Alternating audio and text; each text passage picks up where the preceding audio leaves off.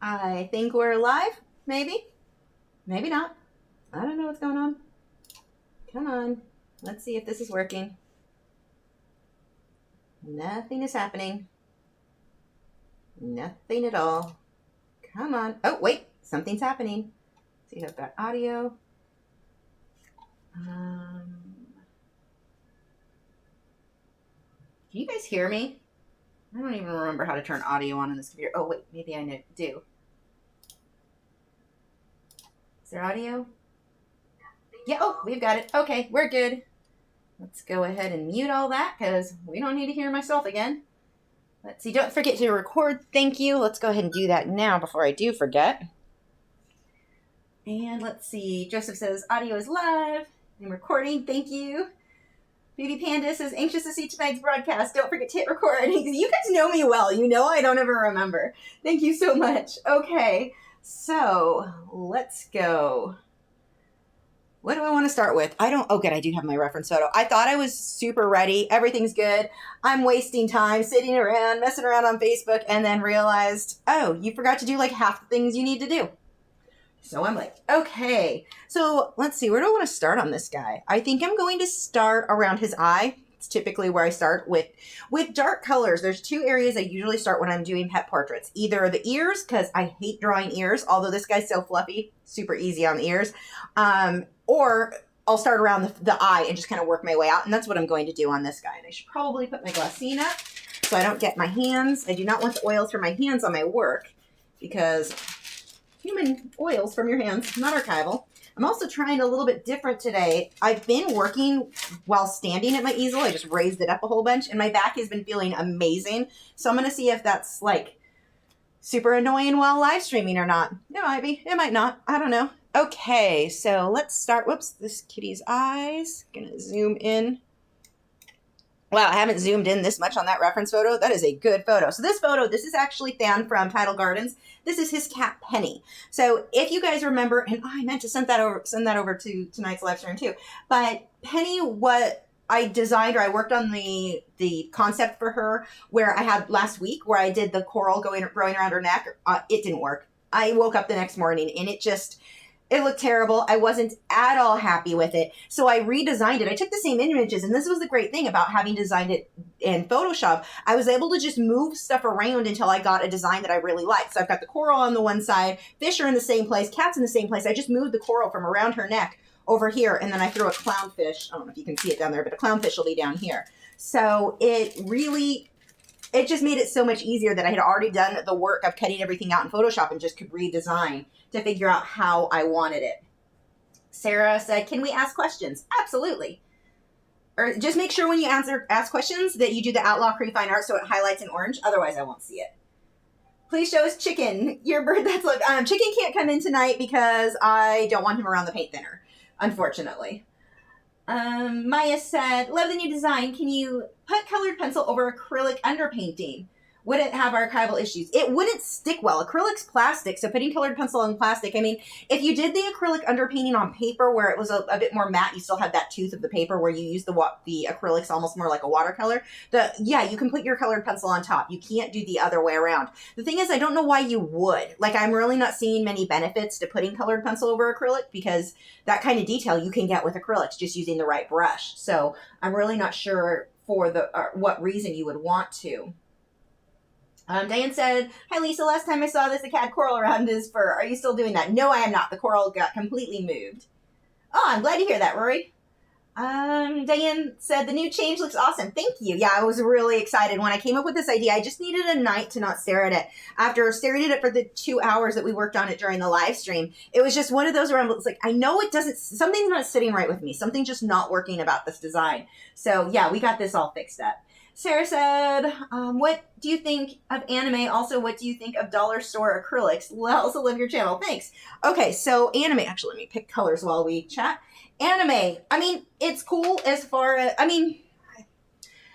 there's a place for it. There is a crowd for it for certain. Is it something I'm personally interested in? No, not really. I mean, I've watched some anime that I thought was pretty cool, but it's not, as far as art goes, it's not, if you want to improve your drawing skills as far as drawing realistic, anime is not going to do it for you. So I guess it just depends on what your goals are. And for dollar store acrylics, oh, absolutely not. Those are craft paints. Those are not real paints. If you want your work to be archival, you're going to want to go with something quite a bit better. So let's just grab actually, we've got a lot of, nope, that's too yellow. Ooh. That cream color may be perfect. And then let me grab some green. Nope, that's not going to work. Let me grab, I thought I had most of the pencils out that I wanted. Apparently not for the eyes, though.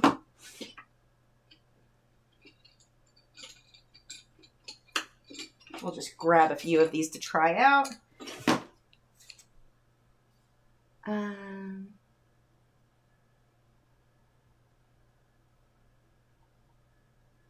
Tamara said, it's so good to see you live again. I've been working every Wednesday night for so long. This looks amazing. Thanks. I'm glad you're here. Baby Panda said, how do you do the blue background? Everything's done in colored pencil. Yeah, I ended up doing all colored pencil. I grabbed a lot of grains. I do not need this many grains. Why did I grab that many? That one's probably going to work. Or that one.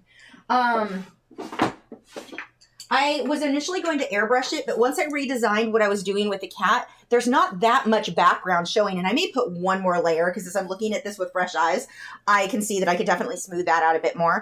But when I was going to do this with the airbrush background, I was planning on having such a large area of background showing. Well, now that I cut most of it off and filled it in with coral, there's not that much background. It actually made more sense to just do colored pencil. If I would have airbrushed it, I would have had to have masked out the cat. All of these little details would have needed to be masked out, and it would have taken more time than just going ahead and doing this with oh, that color's going to work good. Doing it with colored pencils straight through. And then the colored pencils that I used were a combination of Derwent Pro Color. It was one of the Lightfast colors. Derwent Lightfast and Derwent Drawing. Because those are all, they have a very waxy feel to them and they just blend really smoothly. But even now as I'm looking, I can see roughness that I didn't notice last night because I was staring at it too long. So I am most likely going to go back through and do some more work on that.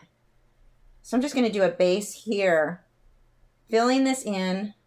And I can be fairly sloppy. When I was using other colored pencils, I find that I have to be a little bit more precise on how I work my pencils. But I find that between this is the newer batch of the the Fabriano Artistico Extra White Hot Press 140 pound watercolor paper.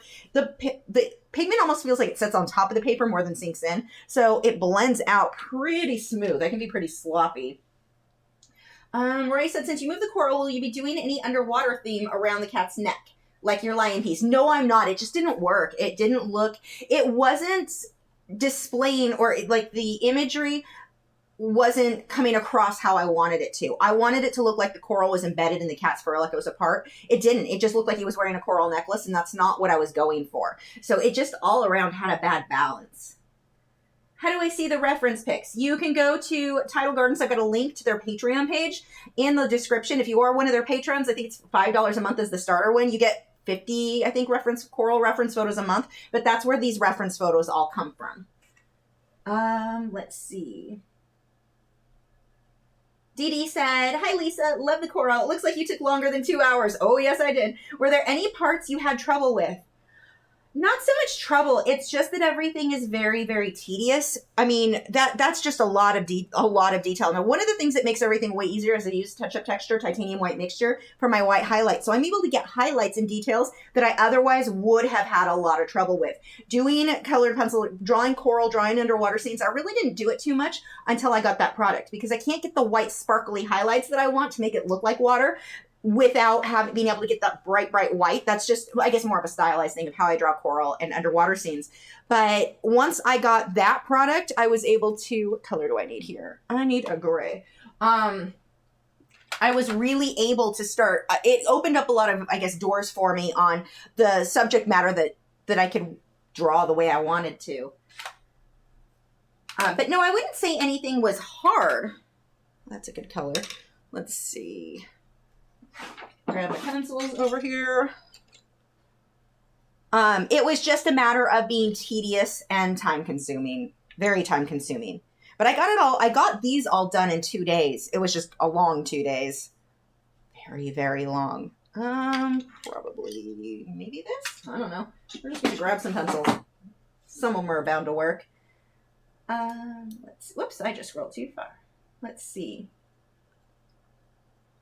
I did, Renee, and it was a lot of work. Neil said, hi, Lisa. I'm starting to learn portraits, and I'm starting out with small studies. Do you have any tips for someone starting with portraits? Drawing portraits always intimidated me.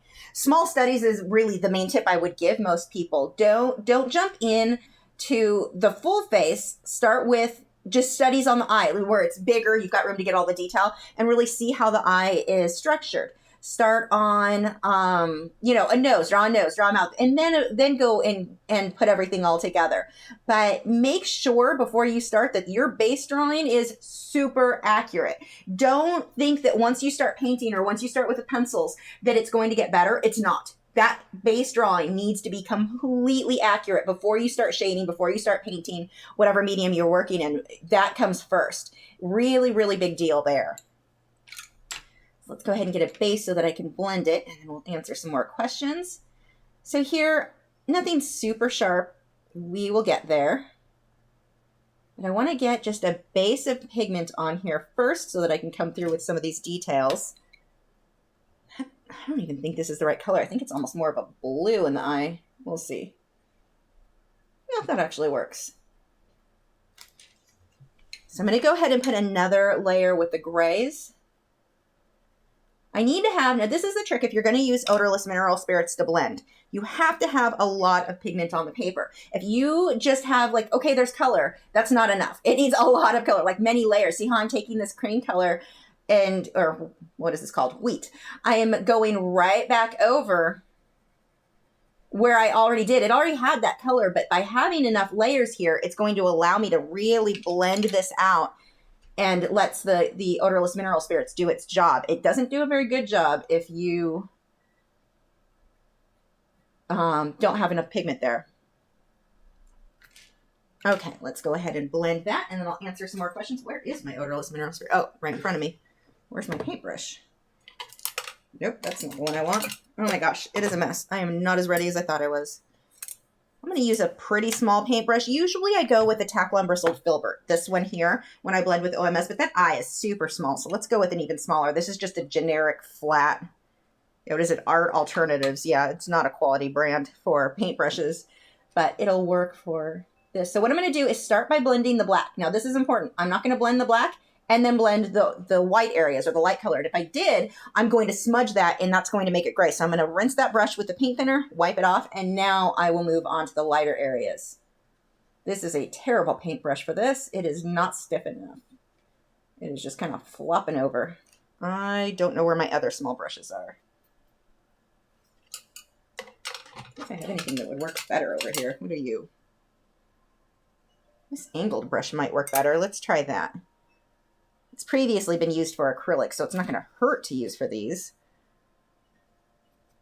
Certainly not going to be worse than... Oh, it's really fuzzy, though. That is not a brush in healthy condition.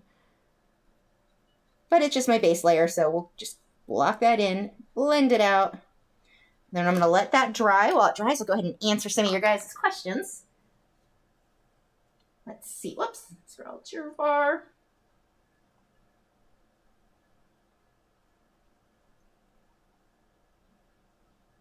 Oh, I really missed a lot of questions here. Hold on just a second. Okay, here we go. H. Brooks said, how long do you spend on the drawing so far? My larger colored pencils drawings take larger number of hours due to the large amount of detail. So it's I do. It's looking great. Thanks. I spent 2 days. I'm not sure how many hours. I think I had like 4 or 5 hours of recorded footage, but that's me pausing it every time I have to stop. And you are still recording, right? Every time I have to stop and let it dry like I'm doing now. So while it looks like only 5 hours, I couldn't just sit down for 5 hours and get the same amount done. So it was most of the day, Thursday and that Friday, from both morning and afternoon. So I spent a lot longer than I normally would. Normally I would say 3 to 4 days to get that amount of work done. And I'm still going to go through once everything else is in and clean up a few edges. I think I can make a bit more crisp. But yeah, it was 2 days. I'm not sure how many hours.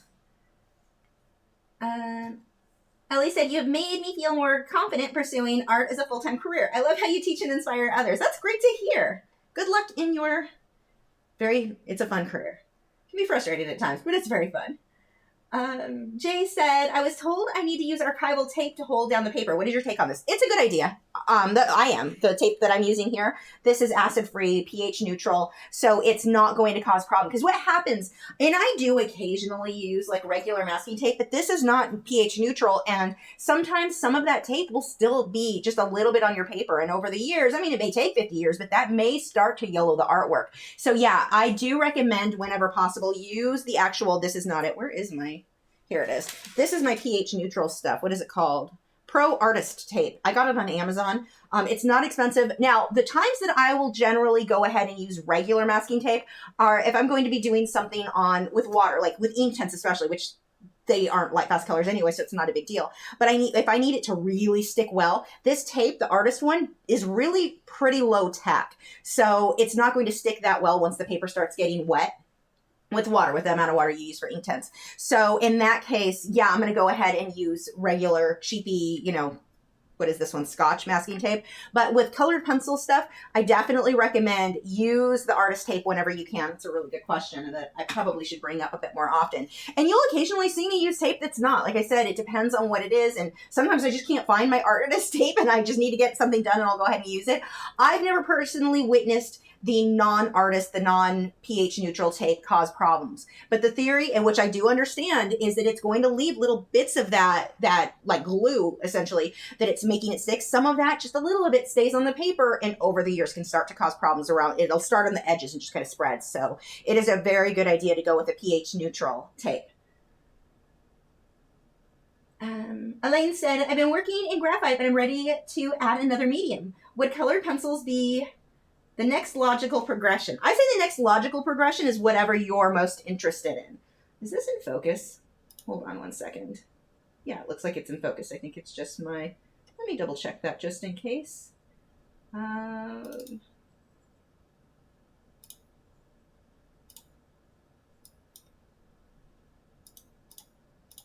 Okay, that may have not been as info. There we go, that looks better.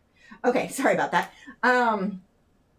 Colored pencils, definitely. It's going to be easier for you now. If you've gotten to where you really understand your values with your regular pencils, with your graphite pencils, which you would have to. I mean, you're depending on values, your lights and your darks. I think colored pencil is easier to understand once you've really mastered that with your graphite. So yeah, no, colored pencil is a really good way to go. But I generally tell people, just go with whatever you're most interested in. Like there's no one rule, like you have to start with this medium and go to this one next. Whatever sounds most fun to you is really where you're going to learn the most.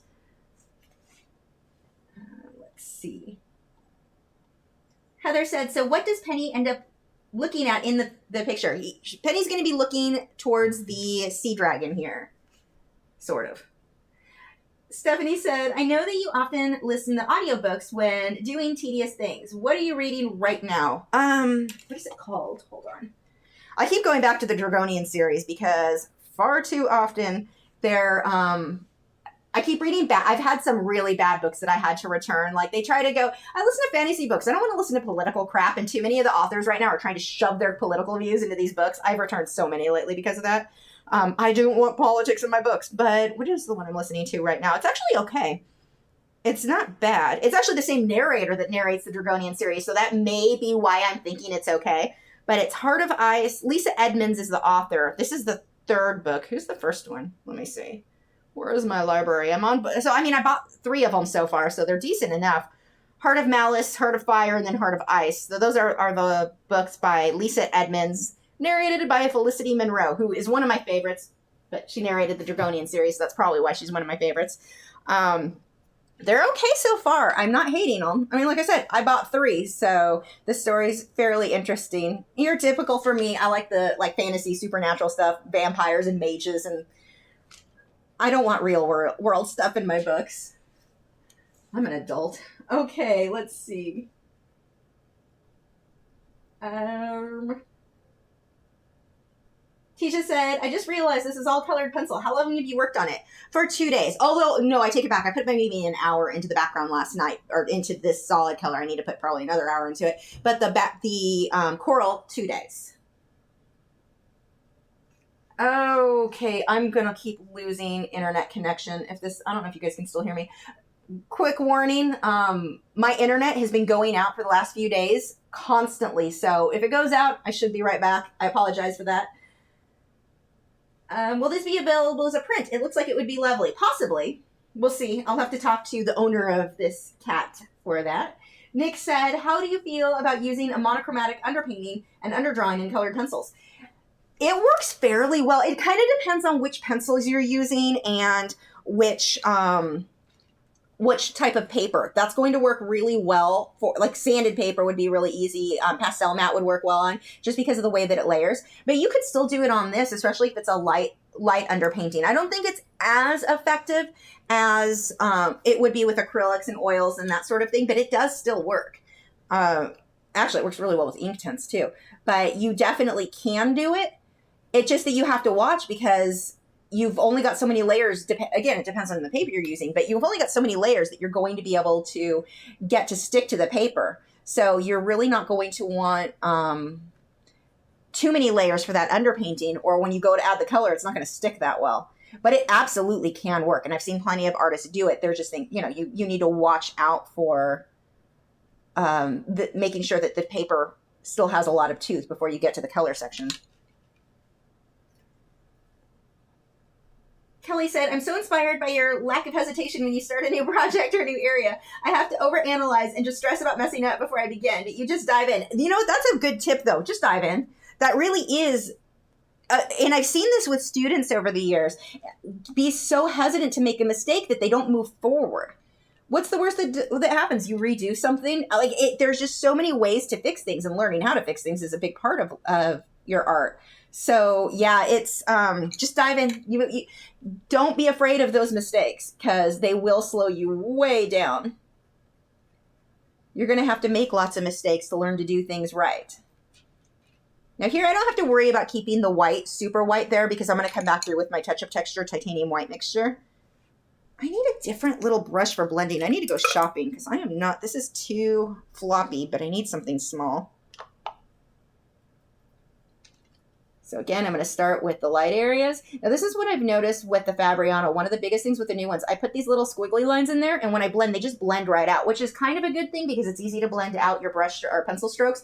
But it's kind of hard the way you have to layer to get your details to show up. It's kind of like those details need to be the last layer and not blended over, which can be a little bit annoying, because I'm not used to working that way. I definitely have to modify my technique with the newer Fabriano from the older batches.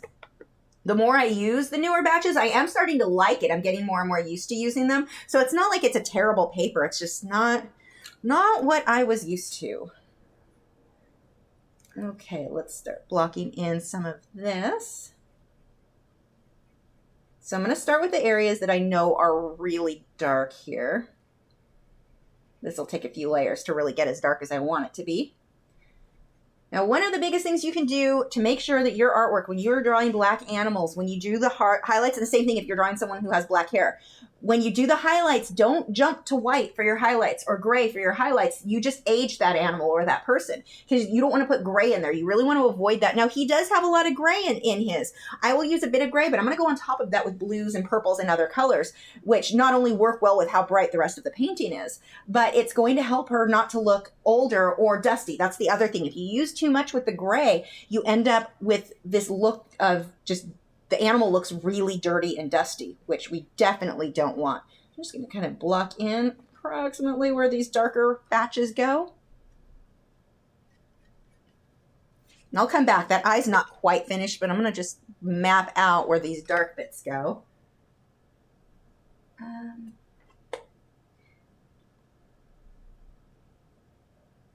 Renee said, how do you get the bright whites in the coral? That is with a product called Touch-Up Texture and Titanium White Mixture. I have some over there. I can't grab it. But they're two products. I've got the link. It should be in the video description. And you mix them together. I have videos showing you how I do that. Like if you go to the front page of my YouTube channel, there should be one on how to get white highlights or get thin white lines with colored pencil. That's the product that I use, and that just pulls out these bright, bright whites. Of course, if you don't have that, your other option is just to let the white of the paper show through.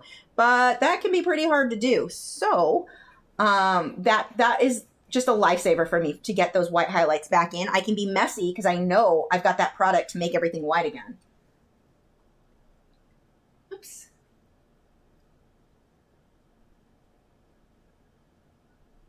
Oh, Dan from Tidal Gardens is here. He said prints are fine. We are definitely going to have this as one of our Patreon postcards. I know that for certain.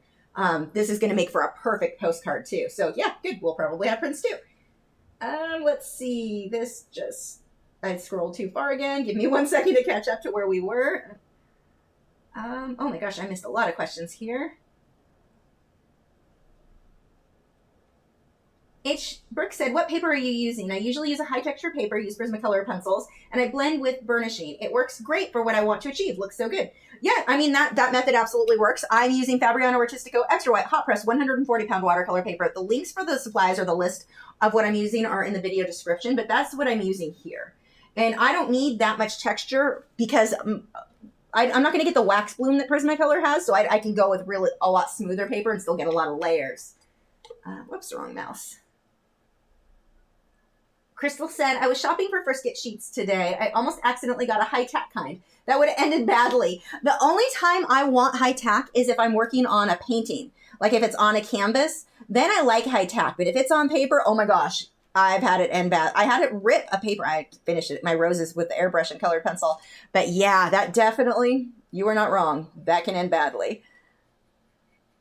I didn't realize how high-tack one of mine was until I tried to remove it. That wasn't good at all. It removed the paper along with the tape. Tamara said, I'd use the blue painter's tape for the first time masking on a painting, and I totally get what you mean by that bright blue. It's a lot. Yeah, I don't like the blue masking tape. It draws like it makes it hard to balance the color in your artwork because it's like right up against blue, so it can create illusions that your orange is oranger than it really is. You remove that tape and you're like, wow, that was not as bright as I thought it was.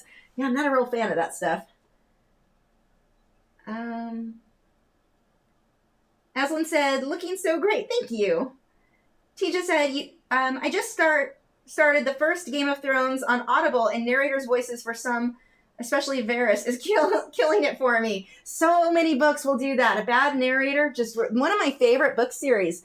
They switched narrators because it was the male's point of view, and oh god, he's bad. The guy they had narrate it, he's so monotone, he completely ruins the story, like completely. Like, ordering a hamburger was the same level of excitement as a death, like, you know, life and death type fight type thing. Oh, it was bad. It's amazing how they can ruin that. They can also make a really boring book amazing, too. If you get the right one. Let's see. Paige said, is the brush and pencil touch-up texture spray like the touch-up texture bottle in spray form? I just started using the product and it was quite pricey. I paid $43 worth of it, though. Yeah, it's the same as far as it's going to add more tooth back to the work. So, yeah, and it'll kind of seal down if you're working with powder blender. That's what I use it for. If I like the one in the bottle. It is the same, but in spray form. So, yes. But the one in the bottle, you can kind of concentrate the specific areas you need more tooth. So I use that, and I use the spray when I need to seal down a layer. When you're using powder blender, it gets kind of dusty, like working with pastels almost when you're working with well, that's just colored pencils on sanded paper. So, yeah. Jay said you should try the Tamari books. Nilsson's Navy with Dragons. Tremendous fun and really well done. Oh, I need to get information on. Hold on. I'm going to write this down now because I'm not going to remember. 1 second. What did you say? I want to look into this. Temaraire.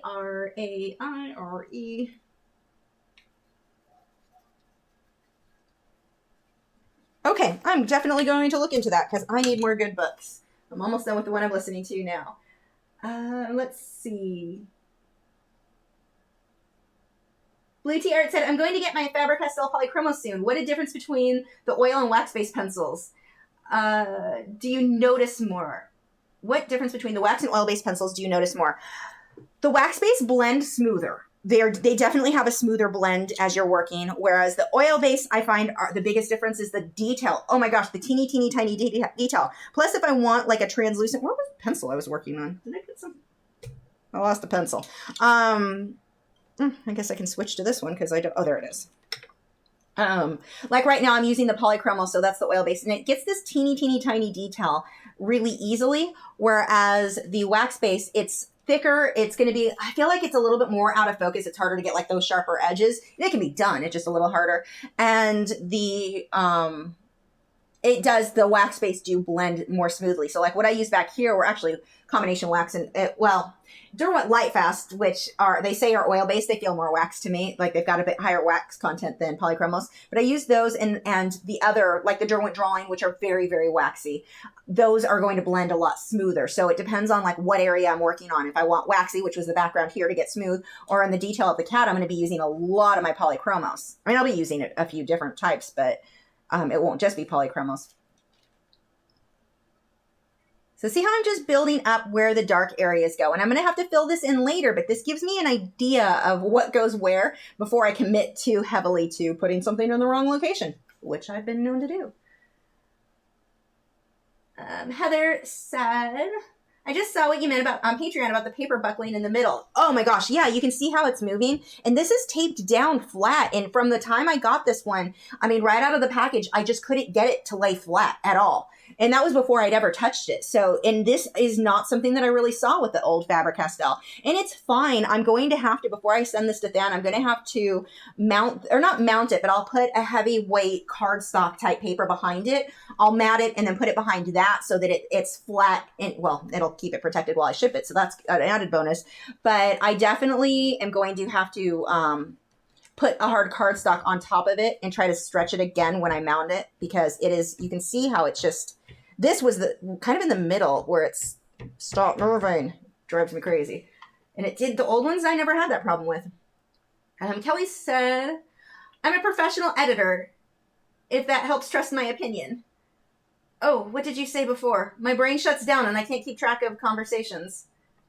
You'll have to remind me. I think it would help me trust your opinion. Let's see. I'm scrolling looking for what that comment was related to, and I'm already not remembering. Jenny said, I've been wanting to try colored pencils, but I'm not sure what decent brand to start with that won't cost an arm and a leg. What would you recommend? I recommend a brand that costs an arm and a leg for a full set. Just get a small set of that brand. I would rather see someone learn with like a 12 set of Faber-Castell or a 12 set of Derwent Lightfast, like a smaller set, or just get individuals because they're sold individually. Get individuals of the colors that you want, maybe 12 pencils to start with and slowly add more. You're going to learn more from a smaller set of good pencils than a large set of crappy pencils. So plus then you know your work's archival, and you can, if you learn from a set of 12, that's going to teach you more in color theory than you would have learned by a full set of 150. A lot of times people get the full sets. And I mean, well, at the same time, I do recommend getting, oops, that's the wrong mouse. Oh, hope I didn't click anything unimportant. Okay, there we go. I always recommend getting the largest size that you can afford, but at the same time, it can be overwhelming. If you've got 150 or 120 or whatever set you get colors, it's sometimes hard to like, well, now you look at it and it's like overwhelming. Which one do I choose? Whereas let's say you're drawing a landscape and you've got a set of 12 pencils. There's only one green. You only have that one choice, and you have to learn how to make it a cooler green or a warmer green based on if you're adding yellow or blue or purple or whatever colors you're adding to it. You'll learn to mix. You'll learn more about color theory from working from a smaller set of pencils than from a really large set that you just grab the color that you need. Yeah, I'd prefer to grab the color I need, so there's nothing wrong with doing that. But I do think that there is definitely something to be said for working from a much larger set, or I mean a much smaller set, that will help you to learn how to blend, because it seems to be the biggest hang up that people run into. What color do I choose? I mean, even like on Patreon, that's probably one of the most common questions I get. Well, I need to know what colors you're using. No, you don't. You need to know what values, how light things are, how dark things are. That's what matters, not the color. And I think when you start with that small set of good pencils, it's going to reinforce that in understanding, controlling things by your values, how light or dark things are, and then how to mix from a very small set of pencils. I need to do a sample of just like a basic 12 set and show you guys like how many colors you can really get from that. Let's see. Susanna says, I can see bubbles already. Can't wait to see the Lachri sparkle finish. Yeah, you know me well. There will definitely be bubbles. Let's see. Sarah said, do you know if reference pictures books exist. There are some, I don't know how good they are, but I know I've seen some with models that were like posed in different positions and you could use that for reference. But I haven't really looked too hard. There might be. Most of the people who offer reference photos, you get them online. Oops. Steve said, audiobook Ready Player One was particularly good. Plot substantially different, more thrilling than the movie. Will Wheaton did a superb job narrating. Which one was that? I've heard of that, but I don't know what that... Like, I remember the name, but I don't remember what it's about. Nick said, I discovered the scrolling too far culprit. If someone enters a comment while you're scrolling, it messes it up. So it's not you. Oh, good. But then I also want comments to come in. So, you know, we're just going to have to deal. That's interesting, though. Let's see. The Eye of the Cat is looking. It's exquisite beauty. Thanks, Circes. Tomorrow said, Terry Pratchett Discworld series books are really good, hilarious, and entertaining to listen to. Weird Sisters or Mort, I think you would love them. Can you message me? Because I'm pretty sure you've got my email. Message me, though, so I can look into them. And there we go. Scroll too far. Where were we? Oh, there we go. Carlene says, the white luminance is not so bright when I did the highlights on my art, but yours is so visible in the eyes. Knowing it's not rendered yet, do you have tips with that? Well, the eye, I didn't add white to it. That's just the paper showing through. I didn't add any white at all on that yet. I will, but I'm going to do it with the Touch-Up Texture titanium white mixture. And even here, when you go into the coral, these bright whites aren't from the pencil. The pencil won't go that white. That's done with Touch-Up Texture titanium white mixture. So if you need something to stay really bright, then you're going to want to, let's see, there's a light area here. You're going to want to leave the white of the paper showing through, which can definitely be a challenge when you blend the way I do. I'm messy, but that's how you would do it. Though when you add white on top of something, so let's say, I can actually probably use this. Let me grab my white luminance. Is this white or is this, no, that's the silver. So if I go on top of how dark that is, it's not going to go white. That's not even white. That might be buff. I think that's buff. Hold on. Let's try another white. Let's try white that's actually white. There we go. But you can see it's not going to go as white as the paper. It just turns whatever color is underneath it lighter than what it was. If you want to go white, you either need to leave the white of the paper showing through or Touch-Up Texture titanium white mixture. And actually, the Derwent Drawing, where are those? Do I have any of those out? Derwent Drawing Chinese white will go the whitest of anything. That's going to be your lightest white pencil. You can see the, well, I don't know if this shows on the video, but this is way, way lighter than what the, I can't even go over this, than what the Luminance is going to be. But you're not going to get the detail with the Derwent Drawing Chinese white that you can with the Luminance because it's such a soft lead.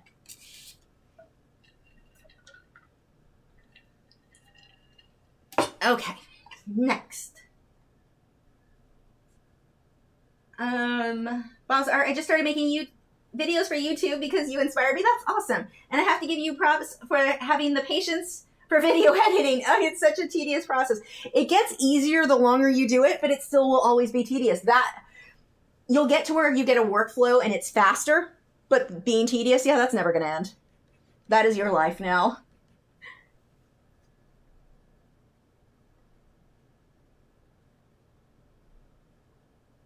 +1 on investing. Steve says, quality materials for learning. I just picked up some Frederick's linen canvases to try. Now, those are both expensive and amazing. Those are, I remember reading in forums years ago, and I was still very much in the start of being artist stage. Of like, I wasn't really making a lot with my art. I was teaching, but not enough to justify spending money on a linen canvas. But I remember people talking about those and thinking, they're just saying it's fancy because it's fancy, like having a Coach purse. My cheap $10 purse holds the same things that my Coach purse does. Like, it's just for the sake of being fancy. And then I tried them. Oh, man, those are amazing canvases. I was like, wow, all those years that I thought people were just full of it and just saying that they were fancy for the sake of being fancy. But no, those are amazing. They're very expensive, though, that's for sure. Let's see. Just a reminder, make sure you do the Lachri Fine Art. If it does not highlight in orange, I'm not going to see your question. So It's not me ignoring you. I just don't see those. Let's see. Cavium said, I'm about to start eye study in acrylic, probably already mixing colors as you read this. Nice. You'll have to post it in our art group so we can see. Amber said, I was commissioned to do a portrait of a dog. I believe that is an image of someone other than the person that wants it. Wait, what? I was commissioned to do a portrait of a dog. I believe that it is an image of someone other than the person who wants it. They found it online somewhere. Should I continue? No. That if they don't have rights to do that, dog, and you post that online somewhere, no, you can't. You definitely want to verify that they've got rights to the photo that they have you drawing. I mean, if no one, the argument is, well, if no one ever sees it, no one will ever know. Yeah, well, you can't post it online, so there's that. I mean, you post it even though you're not technically selling to somebody else, it's already sold. If you post that online and the original photographer who took that photo or the owner of that sees that, they can take legal action against you, the artist, even though the other person hired you. So yeah, that is something to be concerned about. It depends on how much, I mean, and you may be able to, if you can find who took that photo, let them know what the situation is. They may allow you to paint it and be fine with it, but you've got to ask first. You need to get that covered first. Let's see.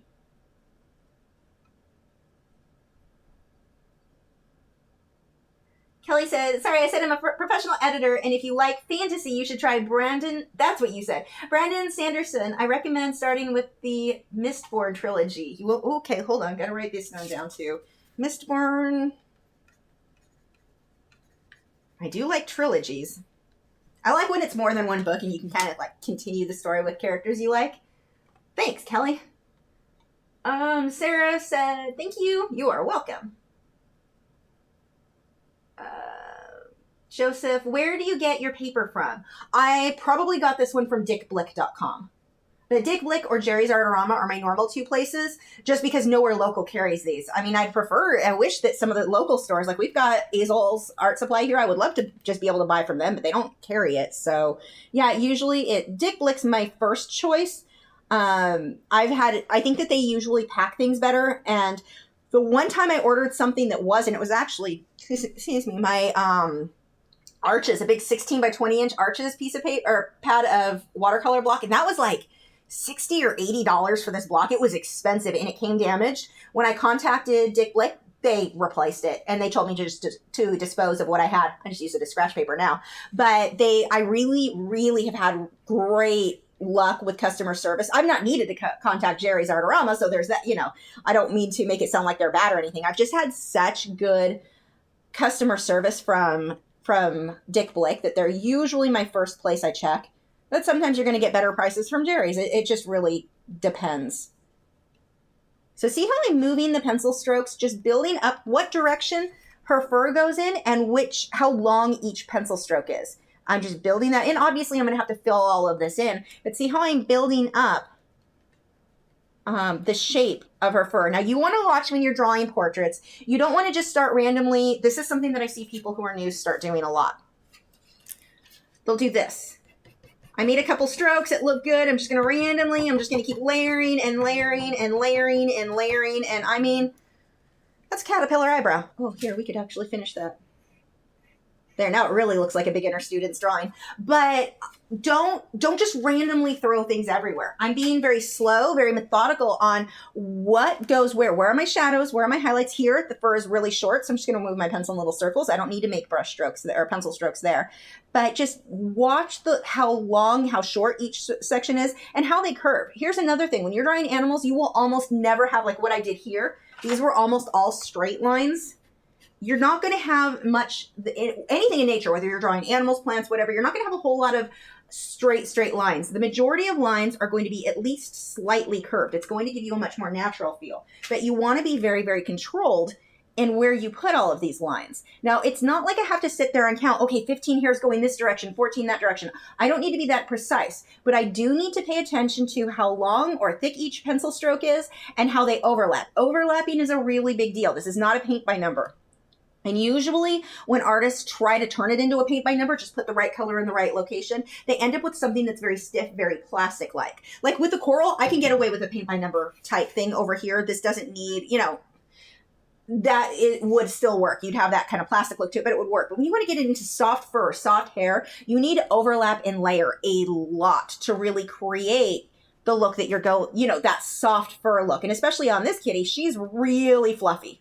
She has got very, very soft fur. So I don't want this to be stiff. I want you to be able to see the hint of fur, of like strands, but not, if I make it too many stiff lines, she's going to look like a wire-haired cat, which I don't know if that exists. Okay, Pablo said, watched this video by Cassandra Hanley. Oh, I like her. Where to start with colored pencils, making hundreds of colors from 12 pencils. Perfect video for anyone looking to start with this medium and on a budget. Absolutely. And Cassandra's work is phenomenal. Again, that's Cassandra Hanley. If you want to look her up here on YouTube, phenomenal work. Definitely look her stuff up. Let's see. Whoops, that scrolled too far. Whoa, that really scrolled too far. Holy crap. Where did that go? I think this is where I am. Sorry if I missed anybody. Oh no, yeah, okay, that is the right place. How often these days do you find yourself using the blending materials that Eliona and Nicholson created? Not enough. Although, she's got some new products that I can't tell you about, but I'm pretty excited about it. So I'm kind of like, I'll just wait till I get those. But no, I haven't been using, okay, the Touch Up Texture Titanium White, use that on every single colored pencil piece. It's like, I can't live without that stuff. But for the powder blender, I just haven't done one lately for no particular reason other than that should be one of my next color pencil pieces. I don't know why I haven't lately, because that stuff is fun to work with. Actually would have worked okay for this one too. I have no answer for you on why I have not done that lately, but I need to. Blue Tea Art, where can I make prints? It depends on what kind of prints you want. The best results I got, I was really happy with the stuff from, what is it called? G-Clay Today, if you want G-Clays. And the prices were fairly reasonable. I would say mine printed a little bit darker than the original. My prints looked better than the original, actually. Hitting the camera. So there is that, but I'm not sure if it was my computer monitor, like the color was off there, or if it was their color saturation. All I know is those prints looked freaking phenomenal, and those were the G-Clays. Other than that, if it's something like postcards, I use Vista Print, and they are hit or miss on what I've had to have them reprint stuff several times. But for the cost, it works. Those wouldn't really be prints. That's more like postcards, business cards, that sort of thing. Any kind of promotional material. Let's see, who else? And then, Fine Art America is where I have the majority. Oh, crap, I forgot. I need to redo mine. My Fine Art America account, this one actually kind of irritated me about them. They emailed me today. So they have they just annually charge you the $30 if you have as many prints as I do available and you have their actual website and such.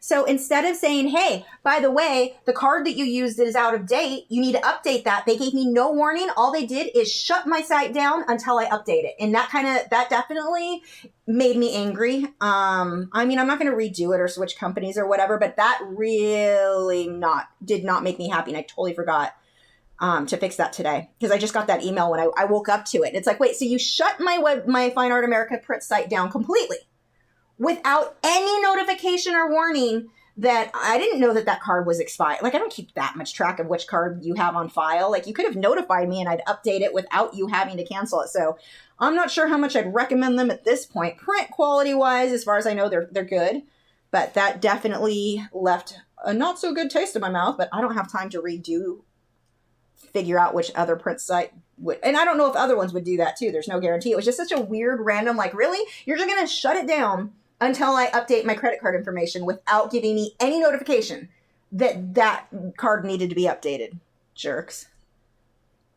So yeah, I'm not super pleased with Fine Art America at the moment, just because I think it was a really crappy, I'll probably send them a letter like, that was a pretty shady thing for you to do without any notification. Unless that they gave me a notification and went to spam, but I doubt that. I mean, I got this notification, so I'm sure they just didn't send one.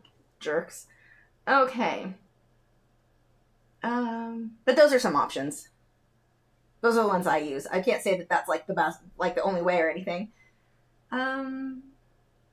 Kathleen said, when I blend with thinner, what I left white will be smudged with the colors next to it. I guess the trick is to be really careful with blending. If you call yours messy, mine is chaos. Yes, that is the thing, is to be very, very careful with where you're blending. I mean, if I want something to be fuzzy, I can be messy everywhere. But if I don't want those bleeding into each other, I have to be very careful. And don't use so much paint thinner. Use far less on your brush. Like usually what I do, you can kind of see what it looks like now, but I'll get my paintbrush. I'm going to throw my paintbrush on the floor.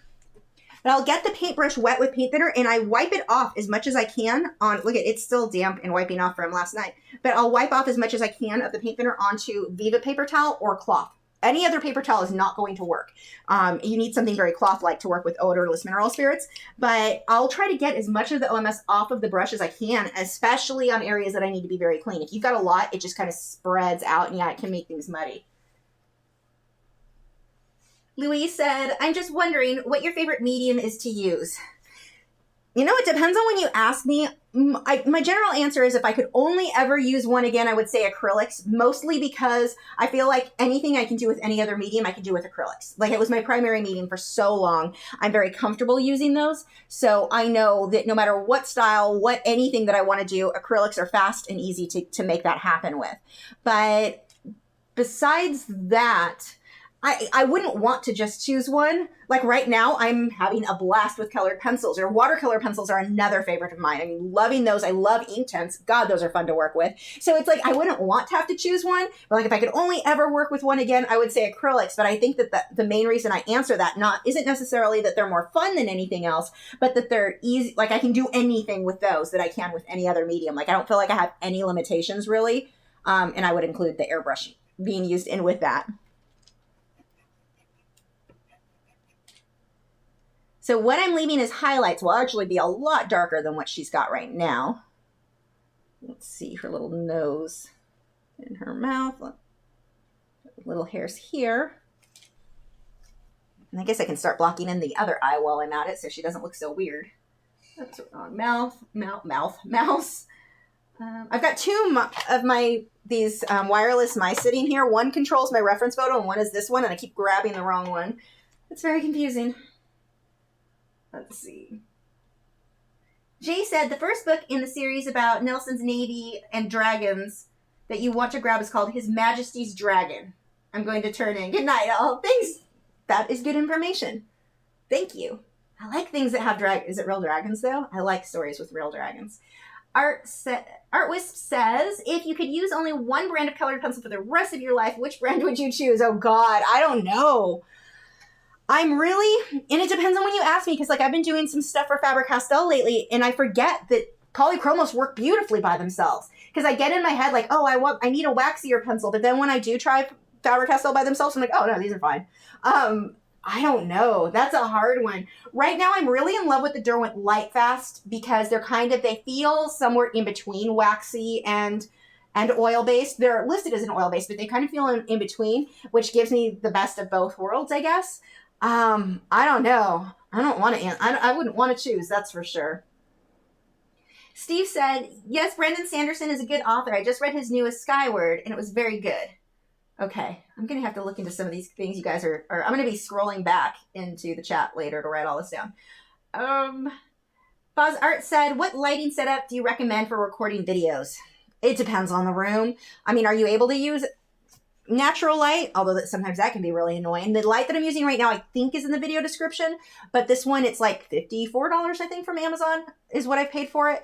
50, 40. I don't know how much it costs, but it's not terribly expensive, but works really, really well. So that one works good. I use this over my easel, but like when I'm recording, let's say I'm recording a video where I'm sitting out here chatting and you can see the background, that is generally going to be a soft light box, soft something. I don't know. Someone who knows more than me can probably tell you what I'm trying to say there, but that works really well for getting enough lighting. And because I would typically record when it was very dark out, and I required a decent amount of light to light up my face in this room because this room is really dark, but that worked out really well for me. Softbox? Is that it? No. Is that what it is? I don't know. I can't think of words. Yeah, but that's just like the lighting that I use over my easel. I love this light, but it's not, I can't use just that for, well, I guess I could technically move it over there and use that for light if I needed to. It probably would work. So never mind, I guess it could. For any type of thing, but definitely for the tutorials, I really like this one. The only negative with this light is that it's really bright. It looks great in person, but I feel like the camera, it tends to wash things out quite a bit, which I didn't notice so much with my older light, my Alt light. I like the results I get in person for sure of this one, and this one is, I can control how light or, like, there's levels of how bright it is.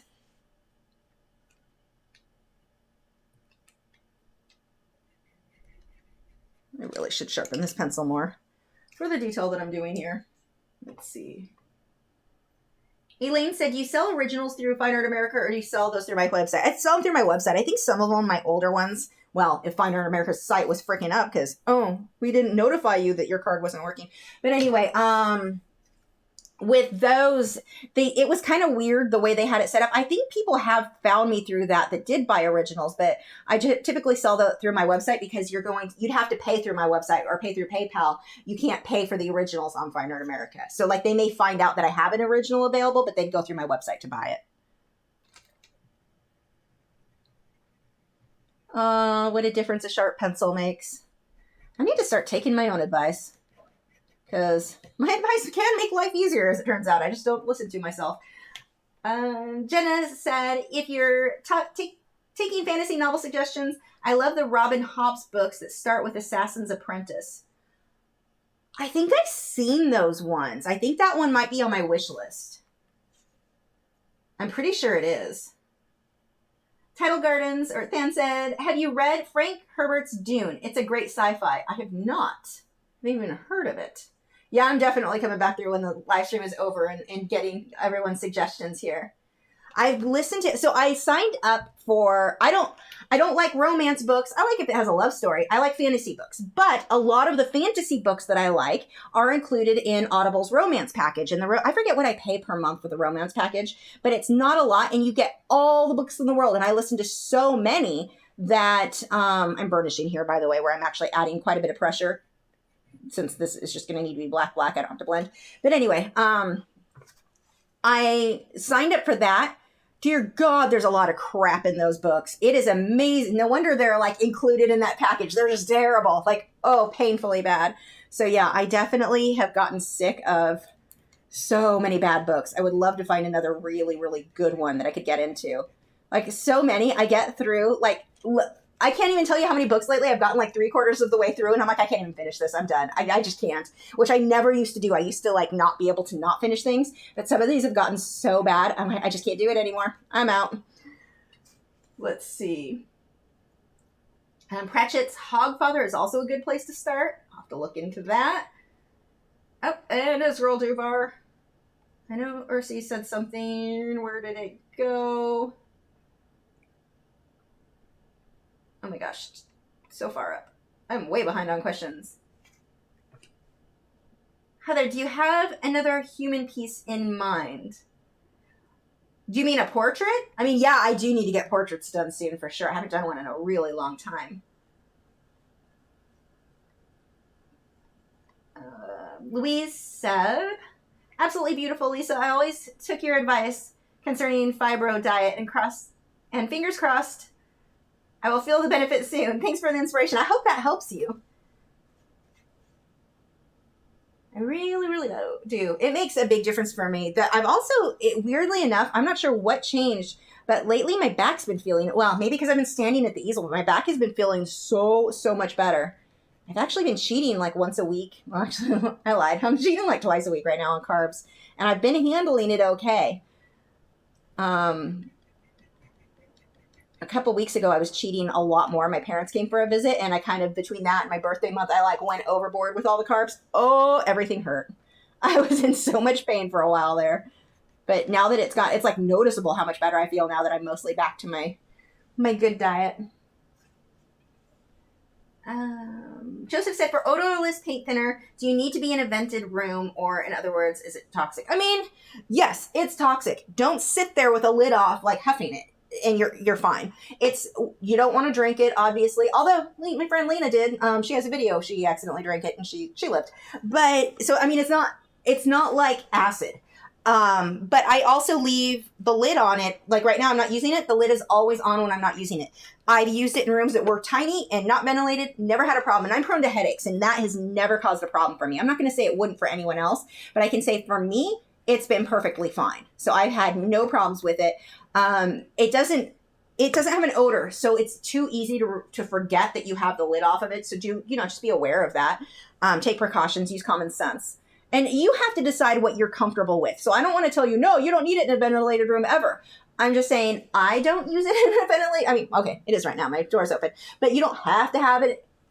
Well, let me rephrase that. I didn't have to have it, and I didn't have any problems with it in non-ventilated rooms. But you've got to decide, do your research and decide what you're comfortable with. I don't want to give you advice and then have you be like, I ended up being super sensitive to it. You lied to me.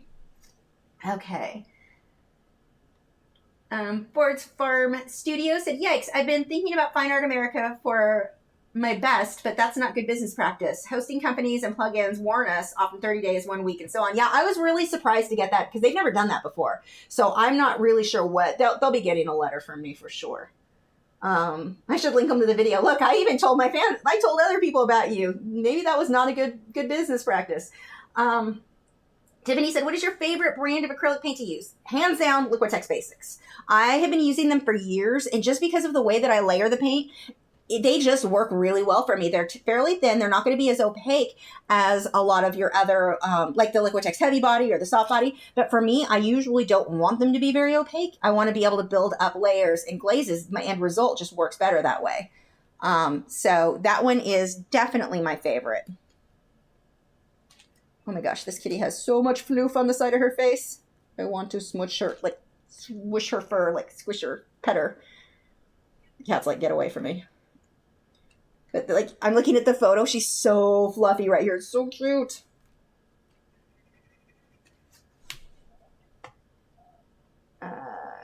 Tamara said, were you able to get the tiger in water print set up for sale yet? I haven't checked in a while, and it's on my wish list. I'm almost positive it's on there.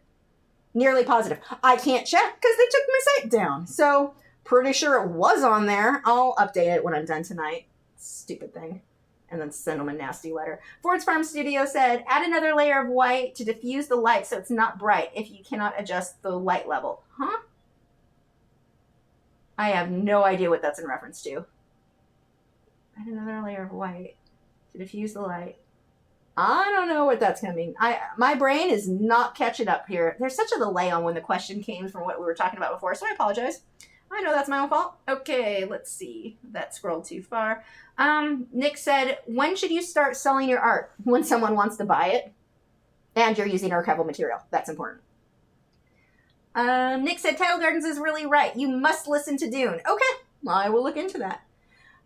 Blue Tea Art, I blend using white colored pencil sometimes. Is that a bad thing? Absolutely not. Now, when you blend with white colored pencil, what happens? You're going to lighten what's under it. Essentially, you're doing what we would do like Prismacolor. They have their colorless blender. You're just adding, you're trying to add binder, and it does smudge together.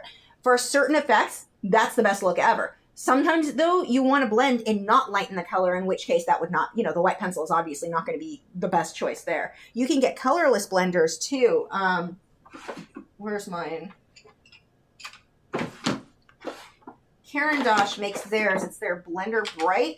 It looks like this. And so Full Blender Bright. This is by Caran d'Ache. And this allows you to do what you're doing with a white pencil, except it's clear. There's no color that really comes at very little color. It's a little foggy. But it'll allow you to blend. I don't have anything on here I can really blend with to show you because I don't want this on any of those right now. But it'll allow you to blend without lightening colors. So that can be a really good option.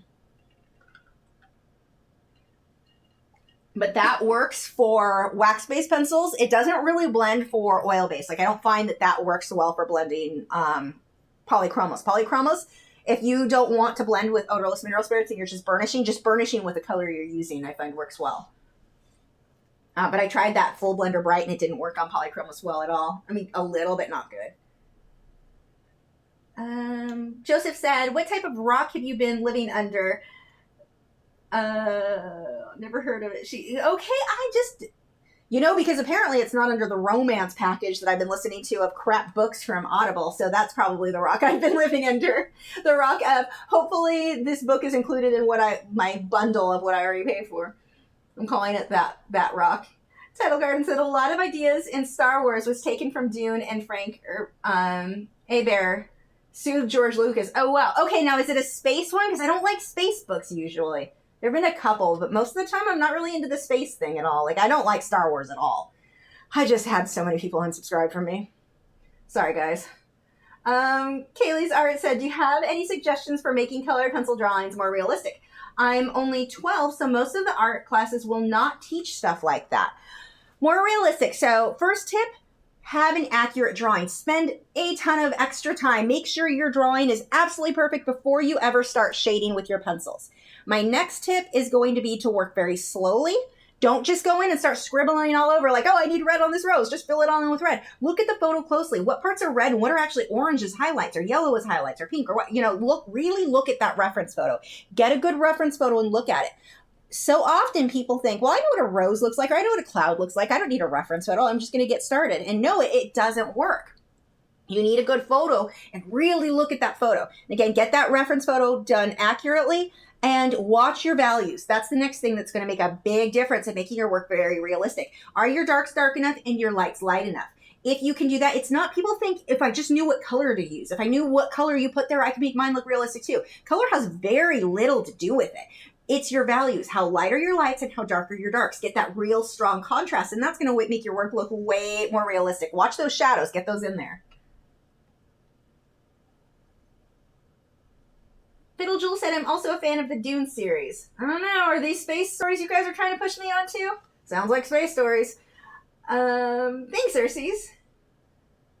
Heather said, yes, I meant a human portrait. And are you standing on a cushioned surface or bare floor? Cushion mats help a lot. Oh, I should put a cushion mat here. It's a good idea. I have flip-flops on that are really cushioned. They don't go with my dress at all, but they're comfy. But it's a carpet. I've got the carpet that the room has and then carpet on top of it to protect that carpet. I use logic. And then my flip-flops that are like super squishy. So that is what I'm wearing. But yeah, I didn't even think about that. I probably should put a mat here if I'm going to keep standing. That would be easier. And it gives me a reason to shop for an art supply. I mean, I'd count it as an art supply. It goes in the studio. Oops, that is your bar. Where was I? Yes. Oh, and yeah, it will be a human. I will definitely have to do a portrait soon. I don't know what medium I want to do it in. Steven said, the tiger in the water is a nice piece. Thank you. Tisha said, I can't even believe how much you've done in this cat. In the time, I'm also very new to colored pencils, but it took me like 2 hours to do an eye. You know what? If it takes you 2 hours, it takes you 2 hours. That is not something to feel bad about or like I'm not doing a good enough job because I take longer. Don't rush. That was one of the big mistakes I made early on. So I used to do pet portraits. Well, I guess I technically still do pet portraits, but I used to do a lot of them. There was an Italian Greyhound forum. That's what my dogs are. And so I was on this Italian Greyhound forum and people would hire me to paint their dog or to draw. I was doing these graphite drawings and I want my portraits, my paintings, I would put the time into. Like those would look realistic. But when I got to doing my, let's see, a little green here. When I got to doing the graphite ones, what I wanted them to look like were black and white photographs. What I was getting was a pencil sketch. And I was spending about 45 minutes to do this whole, like an 8x10. And I remember looking one day at this other artist's work and on her website, she was working in soft pastels, I believe. They were amazing. And they looked so realistic. I'm looking at that going, that's what I want mine to look like. This is what I want to be producing.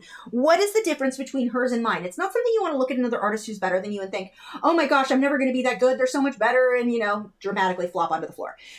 You want to look at it as, okay, what are they doing different than what I'm doing? What's the difference there? And for me, the big difference was I went from going 8 hours for a graphite drawing. I'm like, let's see what happens if I make myself spend 8 hours. Or I was doing, I'm sorry, let me back that up. I was doing 45 minutes for my crappy graphite drawings. What happens if I spend 8 hours? You wouldn't even know it was the same artist. I suddenly went from sketched graphite drawing to it looks like a black and white photograph, which is what I had wanted. So it was spending extra time. Don't ever feel bad. And I work weirdly fast, so I'm not a good one to compare to with as far as speed goes. I draw as fast as I talk, clearly. But take whatever time you need because that is what's going to make the biggest difference in your work. When you start rushing, when you're trying to get things done because you saw another artist, and especially with the speed paintings and drawings that we do on YouTube, it gives you the illusion that something's done in a very short amount of time, and it's not. those may have been that you can take 15 hours of work and shrink it down into, 3 or 4 minutes. And so it gives you the illusion it's something that you should be able to do quick. Don't feel that way. Take however long it takes you is how long it takes you. It's not a race, I guess is a good way to finish that up. But that was my biggest mistake I was making. That is why my work didn't look how I wanted it to. I was rushing it. I was trying to get things done, and I don't know why. I mean, I had time. I'm not sure why I thought I needed to get it done that fast. But oh, did it show. I mean, my work really suffered because of it. Once I went ahead and started taking that extra time, man, did that make a difference. Let's see if I can get a little bit of the highlight back in there. And I'll still have to come back through with touch-up texture. But now her eye here doesn't seem bright enough, but that's because I don't have the darks in next to it. I mean, they're not dark at all. Once I get those darks in there, it's going to make her eye pop, which I probably won't get to tonight.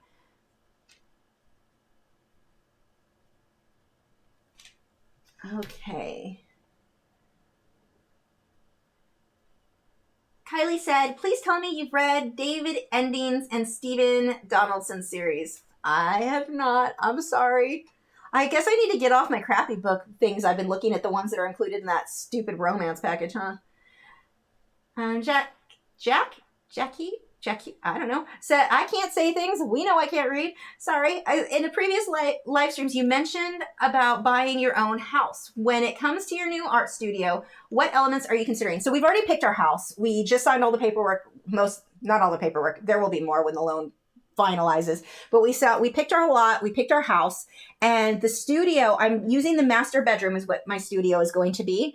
My actual bedroom will be the smallest bedroom in the house, actually. But I'm taking the studio the master is the studio, and then one of the rooms we're having made into an office, so that will be where I do my video editing. So that gives me a lot more room separating it. Plus the master is actually bigger than this room. I'm also I decided to go ahead and pay a little extra and have a bay window put in so that widens up the room a lot. Plus it's going to be beautiful. Like it'll be nice because it overlooks my backyard, so it'll just be a nice place to work. But size was a big deal. And I went back and forth on the bay window because, I mean, you think it's a studio. You don't need a bay window. You can save a few $1,000s there. But when I looked at what that would look like in the extra space it would give me in the studio and just the ability to move the camera further away if I needed to, that sort of thing, space was the big thing for me. And as far as size or, how I'm going to decorate it will be kind of similar to what I have here. I'm probably going to use those same curtains that are behind me and the same shelves. I've got more room in the house though. I've got another storage, a whole room. They had an option on one of the rooms. You could either have it turned into a 3/4 bathroom. I think it was 3/4. Maybe it was half. I don't know. A small bathroom. I think it was a half bath. No, less. I don't know, a tiny bathroom, or just leave it as a storage unit. They thought I was weird because I was like, oh, storage, hands down. I need the storage. I don't need more. I don't need 3 bedrooms in that or 3 bathrooms in the house. So I guess most people turn that into a bathroom. I was like, oh God, no, I want the storage space for the canvases and stuff. So some of this can be moved out into that room. But space was really the biggest thing for me. And I wanted a lot of windows, not because I need the light in the room, but because I want to be able, when I'm working, I want to look out at the backyard. And I'll have lights because I work at night when I paint and draw. I'll have all the lights on my trees and stuff. So it doesn't have trees yet. I'll have to plant all that. But that's the part I'm most excited about is the backyard. But that was kind of my thing. I wanted it to be an environment because I know I'm going to be there for a very long time. It needs to be something that I'm really comfortable in, and it has a really pretty view, which will be what I turn my backyard into. So those were kind of my things I was looking into. But having enough space that I can get the camera, because that's a problem in here. If I want to shoot like where the background's blurry, in order to get the background blurry, I need to be way away from the background. But this room is so small that if I'm away from the background, my face is right up against the curtains pretty much. So I needed a setup that would allow me to, just better room for the cameras. Let's see. Ford's Firm Studio said, you said your light is too bright and washes out the art you're working on in the camera. Add a layer in front of the light to diffuse it, and if you cannot dim the light's brightness. I can dim the light's brightness. It looks perfect in person. It's just on the camera that's like not as perfect as I'd like it to be. It just films. I could, in editing, probably darken it up some. I'll have to play with that. I just always forget to. Whoops, wrong mouse again. Miriam said, hello, Lisa. How are you? I'm good. How are you doing, Miriam? Nick said Dune is technically space-based, but it's mostly background element. Maybe. I may try it. Thanks, Kyle. Kyle says, please like and share this video. It really helps the channel and helps others to find it. It will also keep the like police from hunting you down. Yeah, thanks for the super chat, Kyle. Yes, please do like, share, subscribe, and even if you're like, no one on my Facebook page would even, like, none of my friends care about art, it still helps me if you share it anyway, because it lets YouTube know that somebody liked this video and they're more likely to share it with hopefully more of my subscribers. YouTube doesn't even let your subscribers know anymore. They're really bad about that. Let's see. Oops, I am missing a bunch of questions. Tamara said, what? Did she just say she doesn't like Star Wars? I still love you, Lisa. I know, probably people are not going to understand my dislike of Star Wars. It is strong. And it's just strong. I just get bored. Just bored. Here, I can make people like me even less. I liked Twilight. As much as I recognize the absolutely atrocious writing, kind of silly storyline, I don't know. Maybe it was the soundtrack I liked. I just made so many people lose any respect they might have had for me. Let's see. Carlene said, I was out for a few minutes and the cat's eye is almost done. It speaks to my soul. Are you a cat person too? I'm definitely more of a dog person, although a lot of people say that Italian Greyhounds are more cat-like than dog-like, and that's what I have. I like Sighthounds, so you get that more aloofness, like that. They're very independent. But I'm definitely more of a dog person than a cat person. I think cats are cute, but they're not suitable for me, unfortunately, because of the way that I decorate and the things like candles or whatever. And cats, I used to have Himalayan, but they knock everything over and they eat my plants, and they're just not a good fit for me. Although my dogs aren't always trustworthy either. I think they're adorable. I like other people's cats. How's that? Can I be an other people's cat person? Carlene said, oh, no, we answered that one. Who are some of your favorite YouTubers? Huh. Who are... I'm trying to think. I don't know if I have... I really like Lena Dania if you go with artists. I love her stuff. I'm trying to think. I haven't been watching a lot lately. I've been too busy. Who do I watch? I can't think of any right now. I'm stumped. It's kind of like asking who your favorite artists are. I'm always stumped. I'm like, and the live stream will end. I'm like, oh, why didn't I forget? I forgot. Oh, Aaron Blaze. I love Aaron Blaze. He's one. And I can't think of anything right now. Tidal Gardens. How's that? I like a lot of fish stuff. I've been watching a lot of stuff for different fish channels. Inappropriate Reefer cracks me up. I love his content. He's definitely one of my favorites. Speaking of favorite YouTubers, our moderators all have channels here. Links are in the video description. You should check them out. Thank them for helping. Joseph said, you're standing. When I posted my first video ever, you yelled at me for standing. Did I? I don't remember. Were you moving around too much, though? Maybe you were moving around too much. There's probably a reason. I totally don't remember. I don't remember yesterday, though, so there's that. Let's see. Oh, this is what's doing. Like, what is on my head? Did that fix it? Let's see. Let's see. People portrait and watercolors. I need to try that. I haven't tried it. I also just got my Faber-Castell. I need to do an unboxing for that. And I've got their watercolor pencils now, too. So, yes, I do need to try that. Heather said, I totally see the mats as art supply, business tax write-off. Well, anything I buy for this room is considered a tax write-off. So, like, I don't know if you can see. No, you probably can't. I have these keys. All right, can you see any of them behind me? I don't know if they show. But I've got these keys back here. They're winged keys from Warren Keys Emporium. That's a write-off because I use it to decorate my studio. So, yeah, if it's for the studio, it's a deduction. So, yeah, I should get some. Let's see. Thanks, Ursies. Oops, did I scroll too? Oh, whoa, I really scrolled too far. Holy crap. Axel said, when I layer luminance yellow over blue, it turns dark, nasty green rather than just green. What am I doing wrong?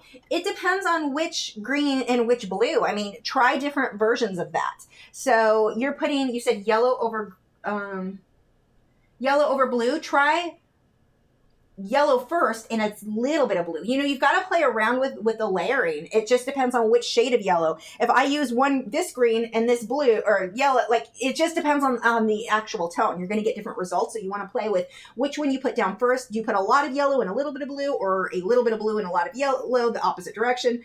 You know, you've got to just play around with that. But it depends on the blue. It would depend. I don't know without knowing which ones. Steve said, I had no concept of the time that others put into a piece when I was a youth. I couldn't complete a study of a piece in a few sessions. I felt it wasn't good. Yeah, and that's really, really common. And I've heard that before when, like, I'll have friends come over sometimes when I'm drawing, and you can tell, like, wow, that's really fast. You're working really fast. Or when I used to teach at one of those art party places, or, well, it was called Let's Art Party, but it was a drink while you paint type thing. And the other artists, I would have 3 or 4 sample paintings done, and they're still on their first one. And they were always like, holy crap. They used to joke that my time-lapse paintings weren't time-lapse, that was just how fast I painted. But yeah, it really is much more time-consuming than you realize, or than a lot of people realize. Jesse said, are you looking forward to taking your studio apart, or do you wish everything could just appear in the new house without moving a muscle? Oh, I wish everything could just appear. And I'm going to have the hardwood floors put in, because they won't put them in the bedrooms because of some reasons. I don't know.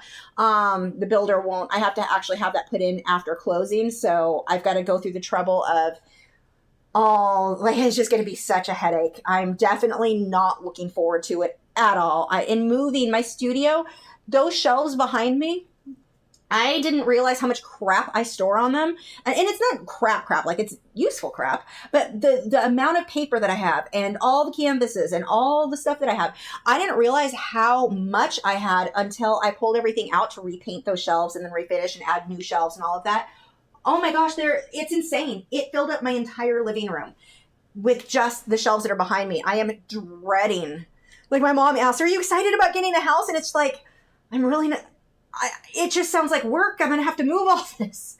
So we'll probably hire movers, but I don't trust most of the movers with the art. A lot of the art, I have to do a lot of it myself. So I'm not looking forward to it at all. Rachel says, I love the Twilight soundtrack. I could live without this story. Let's see. Kathleen said, Twilight lover here too. See, look, I feel less alone in my weird things I like. Maple Storm said, I have a question to ask. Should I pursue art-related professions such as fine art? My Asian parents want me to do something else. I love art, but they disagree. Help. That one's hard. So, I mean, your parents aren't necessarily wrong. It can be hard, and I think not that many people end up doing, turning art into a good career. It can be. It absolutely can be a great career. But you have to learn the business and marketing side of things, and that's the side that a lot of artists aren't interested in focusing on. So, I mean, it's more than just, I get to sit and paint in my studio all day. There's so much more involved. I mean, I've got a stack right now, 3 months worth of Patreon postcards. Patrons, those are coming soon. That's what Saturdays and night's plan is, to start labeling stuff. But I need to order postcards or stamps still. I think I'm out of those. But anyway, there's a lot of the business side of things too. So you have to keep that in mind. By becoming an artist, you're not avoiding ever having to do office work or any of that. You actually end up having to do a little bit of every possible job out there.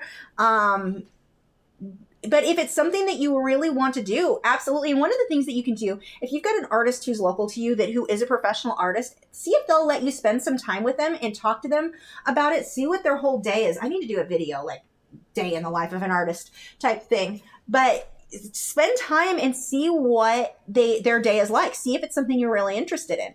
And no, keep in mind, I'm not trying to discourage you from art in any way, but you do want to be realistic about what it is, because a lot of people seem to think, I just get to sit at home and paint all day. And that is not what it is at all. So there's a lot more involved. So if you've got somebody who works local, an artist that maybe will let you kind of hang out with them for a day and see what their actual job is like. When I used to think I wanted to work at an animal hospital, I love animals, wanted to be a veterinarian. And so I worked at an animal hospital. My mom had me work there one summer with where she was working. I actually ended up going back and working there for many years later. But the first summer that I worked there, I was a teenager at the time, the first time working there. And it really showed me, this is not what I want to spend my life doing. This is not at all what I thought being a veterinarian would be. So if you can kind of get an idea, and again, I'm not trying to discourage you. I just want you to be realistic and know what you're getting into, because I think people kind of romanticize what being an artist is and think it's not going to be as much work as it really is, or that they just get to paint and draw all day. And very few artists just get to paint and draw all day. You may be spending time making prints constantly or YouTube videos. There's a lot of different ways that you can promote yourself and turn it into a really good living, but it's not always what people think it is. So you want to find out if that really does interest you. But if you can even go into, let's say your parents want you to go to college or whatever, business and marketing classes are going to help you with your art career so much. So maybe they would be happy with that kind of compromise, that you learn that sort of thing, marketing and such. Maybe would feel a little bit less scary to them that their child is learning something that would be considered a normal job. That might be a good option. It's a good option anyway to learn business and marketing. And you don't have to go to school for that. I mean, you can learn it on just reading blogs and stuff on the internet. You can learn a lot on the internet. But that is definitely... Okay, wait. What is dark? This is dark. No, this is... Hold on. Lost my place. You're dark. You're dark. And you come down here. So watch too... Totally changing the subject. Watch when you are working on where your lights and darks are. Don't just put random highlights anywhere. If I put the highlights or the shadows in the wrong location, I just made this cat look deformed. Where the highlights and the shadows go they determine the underlying bone and muscular structure. So if you start putting random highlights, you just made him look all warped and deformed. So do watch your reference photo and make sure that those are in the right location. And you'll get to the point when you've done so many cats or so many dogs, you'll have a general idea of where lights and darks will go. Now, you can hype up the contrast in your lights and darks, absolutely. Do that all the time, but make sure they're in the right location. Let's see. Kelly said, I like Twilight too. Definitely a guilty pleasure, though. Yeah, it's not something that I should really admit publicly, so I'll just admit it on a live stream. I don't make good choices. Let's see. Whoops, scrolled too far again. Oh, thank you, Tamara. Tamara gave me a super chat. She said, love your work and your passion for sharing and inspiring others. Keep the spark alive. Thank you so much. You were too sweet. I scrolled too far. Where were we? There we go. Carlene said, have you watched a video of Heather Rooney? She's not sharing techniques, though. Maybe you can interpret what she's doing. Always do a time-lapse. She's always doing time-lapse drawing. She's so talented. Oh, she's phenomenal. She's absolutely amazing. Tamara said, the Twilight books sucked me in. I read them all. Didn't care for the movies, though. They were a fun read. I liked the first two Twilight books. The second ones was like, yeah, I mean, they're okay. Somehow it turned into X-Men. I don't know what that was all about. But they were, I really, really loved the first two books. I have issues. I recognize that. Baby Panda says, this needs to go away. Hi, Lisa. This isn't art related, but just wanted to say that you always have the cutest tops, dresses. Love them. Thank you. Mostly Target. Target and Ross and wherever I can get them for cheap. It's actually my very lazy outfits. I don't have to match, and I wear jeggings with them or tight jeans, so I don't have to worry about bending over, or I get to wear girly dresses without being girly. It's amazing, because I'm really bad at that. Joseph said, the best moving advice I ever got was, when you're done packing everything, you need 10 more boxes. That would definitely be good advice. Let's see. Buzz Art said, when do you get to move into your new place? Sorry if you already said that. I had to step away to feed my kiddos. We just signed the stuff now, and they said 6 months. We signed it yesterday, so it's about 6 months from now is when closing should be. So we're thinking December or January-ish. They're going to try, because our lease here isn't up until February, so I'm going to have to pay double rent and house payment for at least a couple of months there, which sucks, but just the way timing works out on everything. So it's going to save us more in the long run to go ahead and get the house now while it's in phase one of that neighborhood, versus wait to where it was done at the same time that my lease is up. It would end up in the long run costing me a lot more. So that's probably this winter. Well, definitely should be this winter sometime. But the guy that we're talking with, he's trying to kind of help us out. And wait, what is here? Okay, this is dark. He's trying to kind of delay our stuff so that they can be a little bit later on ours, hopefully. But it'll be this winter. So yeah, I'm definitely, it's probably a good thing too, because that means I can't just jump into my first thing I'm going to want to do in the house is start planting stuff. Like the backyard's the thing I'm most excited about. I'm going to be doing painting videos back there. I've got all kinds of plans. I'm going to make all the trees and stuff around and paint outside. But being that it's in the winter, it'll make me have to calm down a little bit and wait till spring to start planting stuff. So that's probably a good thing. Steve said, reason parents in art career. Jim Lee's parents wanted him to be a doctor. He got them to agree to gave himself a year to make it. The rest is history. Yeah, and you'll find stories of people who just made it in different things. It can absolutely be done, but it takes a drive that not everybody has. So, especially if given a time, I did the starving artist thing for 20 years, or almost 20 years. Not quite 20, but close to. It took a long time to figure out how to really get my art classes going, to get all of that. It's not as easy or as you might think it is, but it is definitely worth it. Like if it's something you're passionate about, and I think that's the big thing, is that you need to have a passion for it to make it work. Because when you work for yourself, you work from home, you're always working. I don't take days off at all. I don't, and I feel like, I've always got an email coming in. There's always something. So you're working all the time, and not everybody wants to do that. So this is why I said, if you can find an artist who works locally and is successful, that's kind of going to be a key for you to see if what they're doing is what you want to do.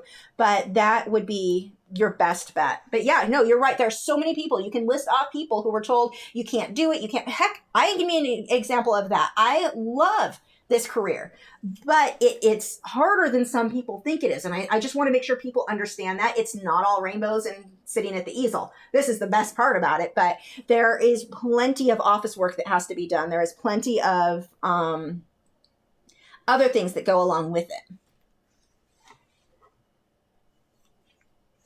Carolyn's Art Adventure said, it's like a career in music. Instead of interviewing for a job and then you have it, you have to effectively interview, audition constantly. Oh, good way to, yes, absolutely. And it's not not something where, and this is where a lot of people seem to misunderstand, whether it be music or whatever. It's not like acting where, okay, you got your big break in a movie. And even then, actors have to work hard constantly auditioning.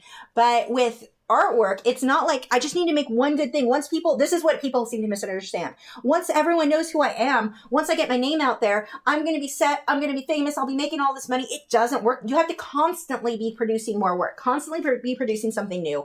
It's not a once you get found sort of thing, like what you see in the movies with, musicians and actors and stuff. Once they were found, or models, you're constantly fighting and trying to come up with new ideas and getting new work out there. It is an ongoing work. And again, I love it. I wouldn't want to trade it for anything. So it's worth it if that's something that interests you.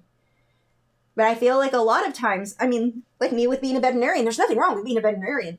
It wasn't what I thought it was. So I was glad I had the opportunity to work there first before I made that choice to start school for it. Kyle said he can film my day in the life. Nice. I've got to make that happen one of these days. I've talked about doing it. I've wanted to do it, and I've come up with ideas and how I'll film different things and all of that. I just need to do it. PC Cherokee said, yes, please do a day in the life of a professional artist video soon. It can be really educational to see more than just one creative aspect. Yeah. And I think the cool thing is, too, you'll have a lot of artists who do the day in the life videos. Where did this go? Hold on. There we go. But everybody's going to be slightly different, too, which would be kind of cool to see what other artists. We should kind of start a thing and get a whole bunch of artists to do day in the life of, to see how everyone's day, how they do things differently. So now this cat, she's an all black cat, but I've got to get these darks. I'm just blocking in where my darks and my lights go, so I get that realistic look of how her fur is clumped together. Jessica said, I'll do your stamps again. Friend fun times. Ah, yes. Although, remember the last time you came and helped me with stamps, I screwed up and found out that it printed the wrong things. And remember that? That was fun. It wasn't fun. Let's see. Miriam said, I saw a sign in an art studio once that said, I'm not self-medicating with art supplies. The lady at the store wrote me a prescription. Well, she called it a receipt, whatever. That is, I saw that. I think someone posted it in our group. That made me laugh. That was funny. Pablo said, I don't know if you're taking video suggestions, but I'd love to see you complete a work with limited amount of colored pencils. Color theory is super interesting. Yes, always taking video suggestions, and that is definitely one that I'm going to do. I need to buy like just a 12, or I don't even need to buy a 12 set. I just need to see what comes in the 12 set of I was thinking either the Derwent Drawing, or not Derwent Drawing, the Derwent, their Lightfast or Polychromos. Whatever comes in their 12 set, and then just working from that. Definitely. And yeah, if you guys have videos you want to see, definitely leave me suggestions. Maple Storm said, due to recent events happening in my life, I've been procrastinating, being lazy to do stuff such as painting. Do you have any tips to solve this issue? Thank you. Love your art. Okay, set yourself a schedule and goals, and just, okay, on Thursday night from 8 p.m. till 10 p.m., I'm going to go paint. And you just make yourself do it. It's that simple. And that sounds like, oh, really? We have a tendency to want to wait until we're in the mood. You don't get work done when you're in the mood. For some, I don't know what it is about art. People are like, everything has to be in the mood. Well, for me, it's my job. I can't wait till I'm in the mood. Mostly I'm going to be in the mood to watch my Fisher play World of Warcraft. Or apparently watch bad Twilight movies. So you have to set up goals. From this hour to this hour, I'm going to work. And I find that works best for me, because there are times I just do not want to sit at the easel, but I have to get stuff done. And so that's what I do. This is usually for me, it's a little bit longer because it is my job. I have to do it longer, but I'll be like maybe 7 p.m. until midnight.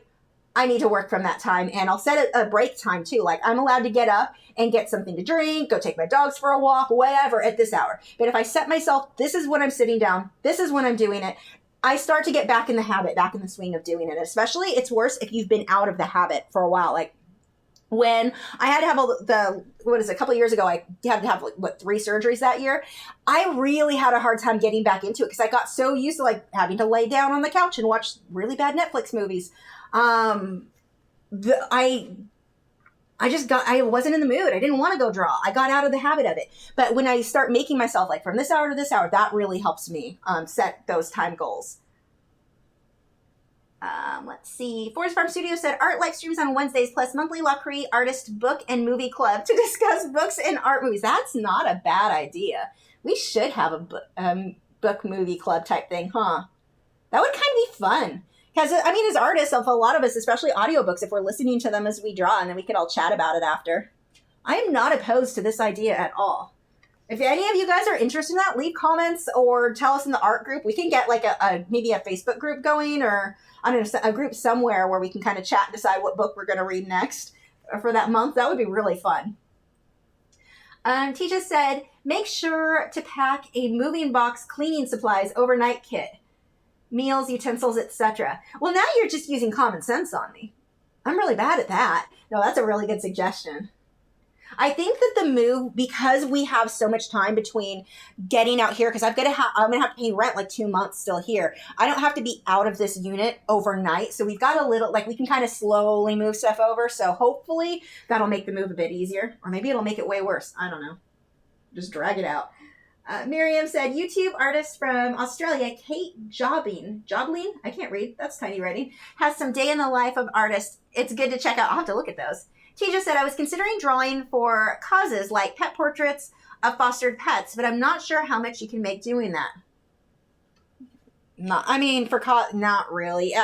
It doesn't, like, I've done things for like Italian Greyhound Rescue. I didn't make more doing promo stuff for them. And it did bring that, I shouldn't say that. It brought me in a few extra commissions. So I would do giveaways. That worked the best. Like, let's say you do a giveaway, you're going to donate the proceeds to Italian Greyhound Rescue or whatever else.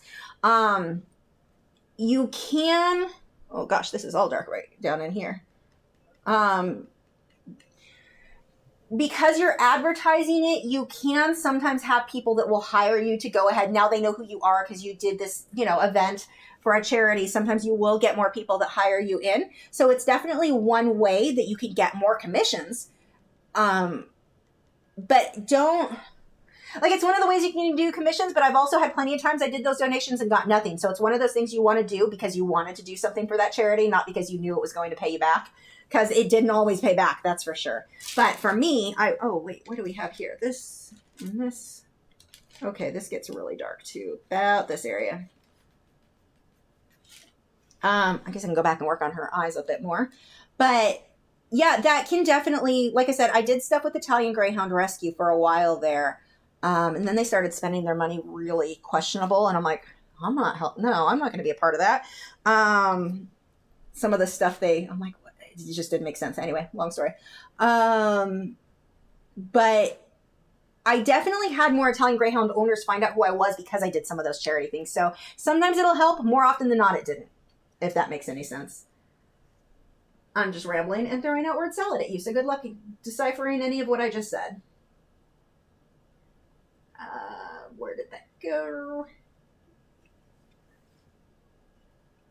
Kelly said, houses always take longer than they say from experience, and usually you get an extra month after closing before your first payment. So hopefully you won't have to double rent that long. I'm hoping so too, because if it closes, they're saying November, December. If it closes December, we won't have our first payment till January. So then I just have 2 months of double. But that's what we're kind of hoping, is that it takes longer. Hopefully. We're probably the only people ever who wanted our house to take longer than they estimate.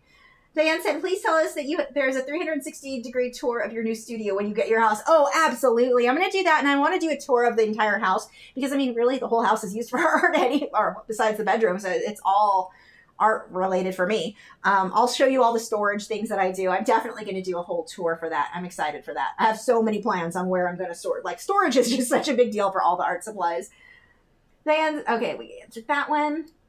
Arcee said, are you going to give colorful reflection onto the cat's hair to look more spontaneous, Yes, he will get a lot, like, because this is technically all black fur. But what I'll do is come through with blues and purples, and I've got to get the darkest parts in first, and then I'll end up coming back through with a lot of my, a lot of the lighter colors. But I'll be using a lot of blues and purples, and even magentas. I'm going to pull a lot of magenta in there as well. So it'll make her look shiny instead of dusty if I went with gray.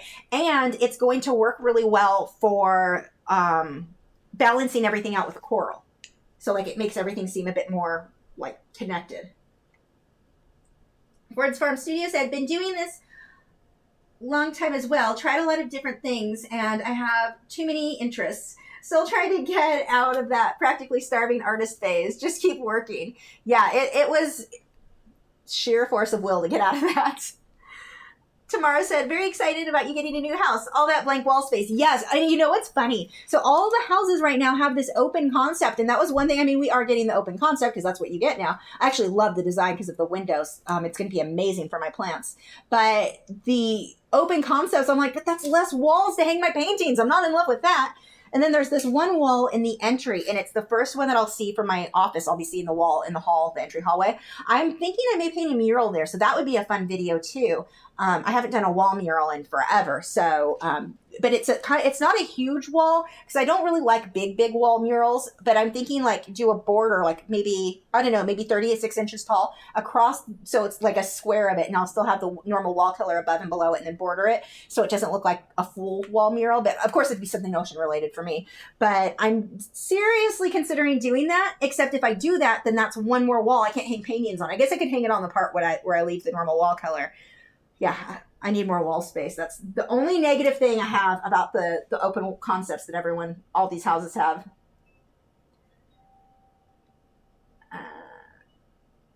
Ford's Farm Studio says, video suggestion, chicken creating art. There's not really anything I could have him create because I don't really want him to be in contact with anything that like, I mean, even the colored pencils have colors that I probably wouldn't want him to try to chew on. I don't know how to do that. Let's see. Steve said, I agree. Setting an appointment for yourself to do art is very effective. I keep it like any other appointment. Budgeting your time for the week or month helps too. Yes, absolutely. And I just make myself commit to that. Like when I set a time from this hour to this hour, I just make myself do it. Like whether I'm in the mood or not, that's what's happening. Elaine said, I'd like to see videos on teaching classes, like first lessons to teach someone to draw, etc. Actually, I have a friend of mine we're going to be doing that with. So yeah, definitely. Kyle says, the book and art club would actually get me involved for more than meeting people up for likes. Yeah, I think that would be pretty fun. Miriam said, I think first book, Twilight, Sounds good. Miriam said, my same reasons for when I worked for veterinarians is it's hard work. Hard decisions, surgeries, and then there are some people who should never have animals. Please look carefully at, I don't know where I think that sentence ended. But yeah, no, you were right. The animal hospital was a really hard job. The amount of people that would come in, I mean, some of the stories I can tell you, and I'm like, how is this not illegal? Like the guy who called, freaked out right before we closed, had to come in right now, and the veterinarian's like, fine, let him come in.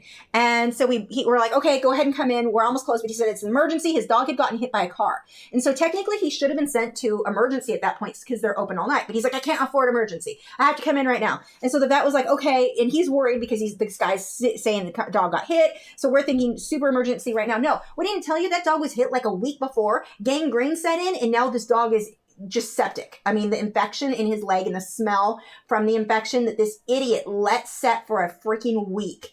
And so you would see stuff like that, and it is so frustrating. It's like you just want to call the cops on the people. And then my favorite are the ones that would bring a dog in like that and go, I'm going to find out who did this and I'm going to sue him. If your dog caused damage when they hit him because your dog wasn't supposed to be in the street, they can sue you. You're at fault here because your dog wasn't in your yard. Your dog can't legally be out of your yard off a leash. But that was actually always one of my favorites to tell people. The look on their face when they realize that they're at fault for their dog. Like, you're responsible for keeping the dog in the thing. So it's your fault he's hurt. It's your fault you've now got a vet bill. Mostly I'm mad that the dog is hurt. But it's like if you caused an accident or if something happened to their car, they can come after you for that. But anyway, yeah, that was definitely a really, really hard job. Very stressful job. So I'm just really kind of going through here. I'm not super worried about the brush strokes here. They're going in the right direction, but those are going to get cleaned up. Once I blend that out, you're really not going to see these brush strokes. I also laughed at the person or the people, and this was actually really common, that would come in. They didn't train their dogs. They'd have like large breed pit bulls or German Shepherds or Rottweiler, what they would call Rockwilders for some reason. But they would come in with these dogs who are like really, they just never put the training into it, and say that they needed a distemper shot. And we'd look at the records and we're like, he's current. He's had the distemper. Like, and you don't just get distemper. It would be like the DHPP, whatever. And no, he needs a distemper shot. Why? Because he's so angry all the time. It's not for his temperament, you idiot. And it's so hard not to tell people, like, if you're so stupid that you don't know you can't get a vaccine that will make your dog friendly or, trained, then you just shouldn't own that dog. It was so frustrating. Random vet rants about working at animal hospitals.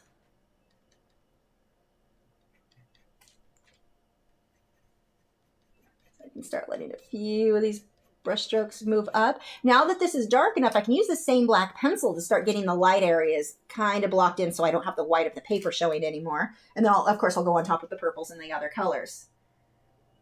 Whoa, that just scrolled way too far again. Let's see. Boss said, if you did a beginner tutorial, would you find it hard to do and keep easy? I want to film a beginner tutorial, but it's difficult not putting the detail for realism that I usually do. I don't find it to be too hard, but I think that I've been teaching for 20 years. No, God, longer than that now. No, yeah, 20 years.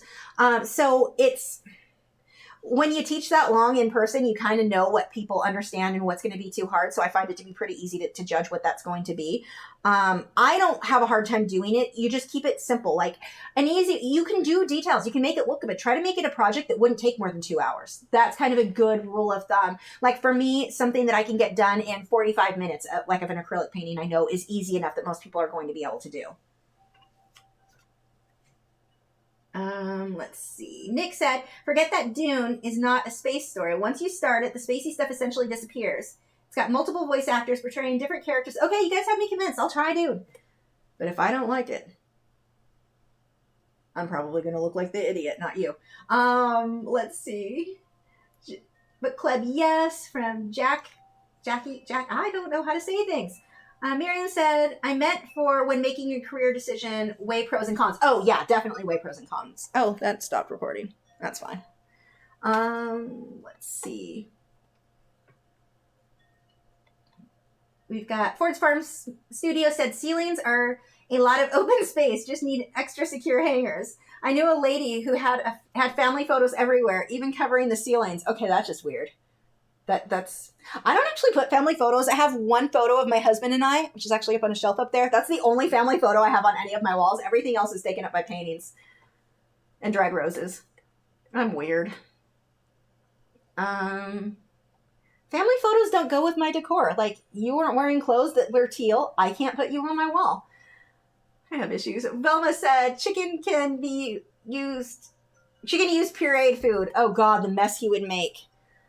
Mostly, though, all chicken would want to do is flirt with my hands or my feet, so I'm not sure how interesting that video would even be. He's kind of hard to get him to do stuff. Nugget might be easier. Let's see. Lexi said, I've worked in a veterinary clinic since 1994. We could compare stories. Yeah, that was, when did I start? 1998, I think, and I did that for, was it 98? 99. Maybe it was 90. No, it was 98, and I did it until 2001, 2000, so it wasn't that many years, but enough. It sure felt like it. Man. Yes, you and I should compare stories. I'm sure you've got some good ones, especially if you work there still. You've got much longer, many more stories than me. Anyway, oh yes, I could, let's see, we did that. Miriam says the same. Oh yes, you and I could share stories about working in an animal hospital. And it's scrolled too far. Dang it. Cavium said, just submitted my request to join your Facebook group. Hope to post some of my recent artwork. Awesome. Jack said, my dog started to stress a lot as I packed up slowly and moved. He would not leave my side when we moved to our new house for a while. I hope your babies don't stress too much. They should be good. They were fine.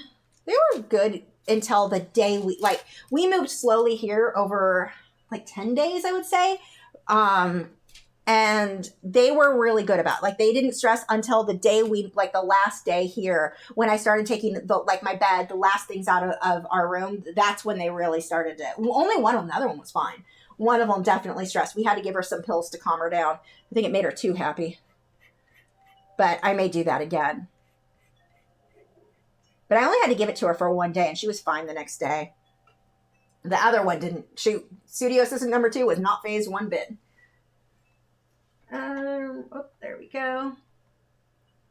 Bill said, I had a teacher that had a plaque that said, it's not whether the owner deserves the dog, it's whether the dog deserves the owner. No dog deserves some of these owners. It's so frustrating. Let's see. Jen said, what are some mistakes in starting YouTube channels that you would recommend avoiding? Let's see. Audio. Decent audio. Mine probably sounds terrible when I do these live streams, but audio is a big, big deal. It's more important for your audio to be good than it is the video to be good. Like, most video cameras are suitable for YouTube, but the audio is really where the problem ends up being. It's something I've struggled with, back and forth for years. I've had to work on that. And this whole hair area is just really dark, so I can just kind of fill that in more solid. Wait. You go there. How far in does this go? Oh no, here's your floof. Okay. She's got some serious sideburns. So this whole area is dark. So I'm just going to work in little circles. There's not really any hair that's going to show here. It's just all in shadow. This photo is stunning because the way the light is hitting her from one side and then super dark over here. It's so perfect for this piece. But yeah, the audio is a big one. Thinking that everything has to be perfect. I mean, we obviously want things to be good, but it's so easy to spend so much time to make things perfect that you get nothing done. Actually, one of the best examples of this was the lead singer of the band that I last played in. He is phenomenal. And we actually have plans to do some collaborations. I just haven't done anything lately, or I have to practice. But he was so worried with our band stuff. Everything had to be perfect. And yeah, it's a band versus, recording CDs and such versus YouTube, but it was very similar in that he wanted everything so perfect on every front that he never got anything finished. Everything he did, he'd turn around, no, it's not good enough, I need to redo it. No, I've got to redo it. No, and it was good enough. It was wonderful.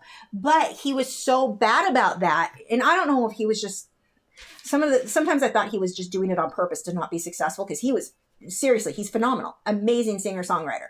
But he just didn't everything had to be perfect. And so he just wasn't accomplishing anything. And I think that that can happen with YouTube too, where you're like, wow, this editing wasn't perfect. I mean, heck, the video that I put up of the beta recently, after I watched it, I realized, it was done and I could have gone back and changed it, but I was like, you know what, it's good enough. I'm leaving it. I forgot to put in a few things. And it's like, some good enough is good enough. I mean, do your best, obviously, but don't do your best so much that you never get anything done. You've got to find that balance of make it amazing, but get stuff done. Don't get to where you never post anything because you feel like nothing's ever good enough. I think that's a big thing. Get on a schedule, ideally. Every Wednesday you upload a new video or, have something like that. That really will help your growth. And it's going to help you. I really liked once I started putting myself on a schedule, I started getting more work than I had ever gotten in my life done. YouTube did a lot to improve my skill level because I was getting so much more work done. I had a schedule to stay to that I was determined to keep to. I don't keep to it so good anymore. But I mean, for years, I stuck to that. And because of that, I got so much more work done. But it also is going to help your channel to grow faster when people know, and especially with YouTube, they don't notify you anymore when your people you're subscribed to, when they have videos go up. More often than not, they're not going to notify you. So it's really helpful if people know, oh, it's Wednesday, so-and-so should have a video, I'm going to go check. And so you're going to help your views that in that sense. I really need to go back to doing that myself. Oops, scrolled too far. I'm actually going to go ahead and stop working on that for a bit. I should have left it where it was before I stopped for the night. I just made that look so much like this is definitely, I moved that into quite an ugly stage of blocking things in. We'll just go over that lightly. But let's go ahead and get caught up on some of these questions.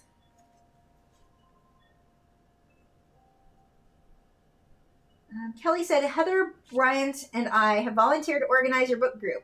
We're both really busy for the next 2 weeks, but we'll let you know when it's ready. Okay, let me know. We'll get that going. Whoops, scrolled too far.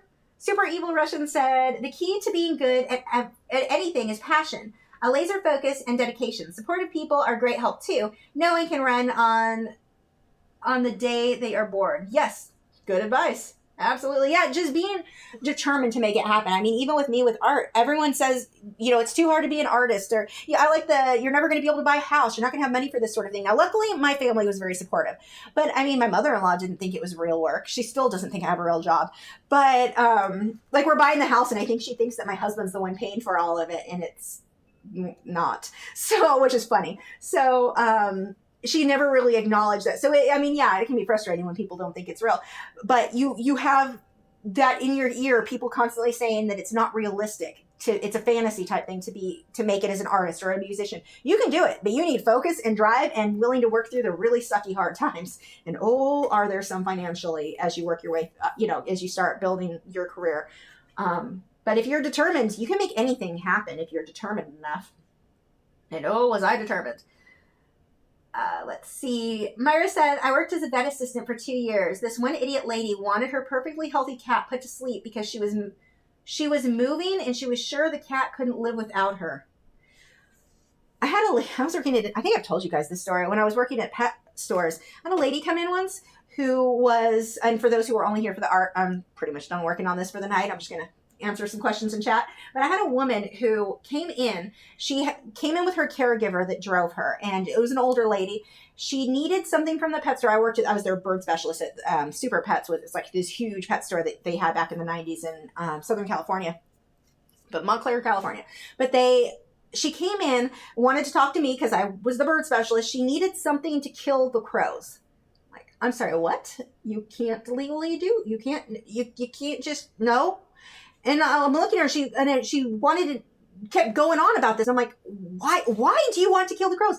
She claims she's been feeding them for years. And so now there's tons of them in her yard all the time. She's sick of it and she doesn't want them to suffer. I was like, just stop feeding them. They'll go away. Oh no, she doesn't want them to suffer. She just wants to kill them.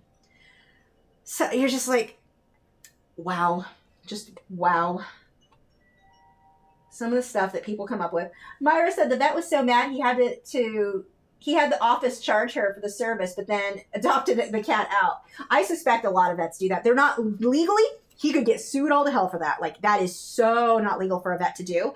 But I think a lot of them do it. It just, sooner or later, the person's going to find someone to do it. So I'm not saying the vet was wrong in doing it. But legally, that was always kind of the challenge, because we'd seen people come in and the people who worked there were like, well, I'll take that animal. I don't want it to. But the vet was always like, legally, they actually can't even do, they're not supposed to. If they get caught doing that, oh dear God, the lawsuits, which sucks.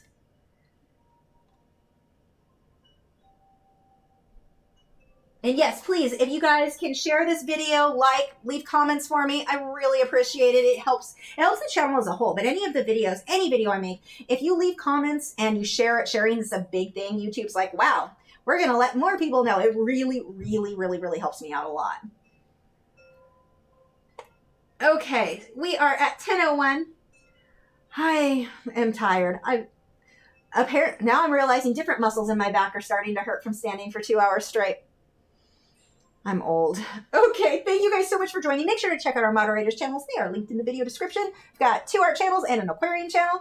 And thank you so much for joining with me tonight. And yeah, well, I should have this. So Patreon, you guys should have this finished painting on Tuesday night. So it really comes up Wednesday morning for most people. And I'm not sure when the whole thing will go up on YouTube, but hopefully soon. I've got to get some, I don't even know it. I'm so far behind on videos that need to be edited for YouTube. I don't remember what I'm working on this week. I think I've got a colored pencil rose one. I don't know. There's things. I will talk to you guys next week, and I have no idea what we're doing then. Maybe we haven't done an art critique in a while, so maybe I'll finish up what is over there in the art group. I think I still had a few more. I'll see how many more there were, because I think I'm going to have to open up another, so that people can submit again. I think we're mostly caught up on what we had from before. So that will be very soon. And again, thank you so much, and I will talk to you guys next week.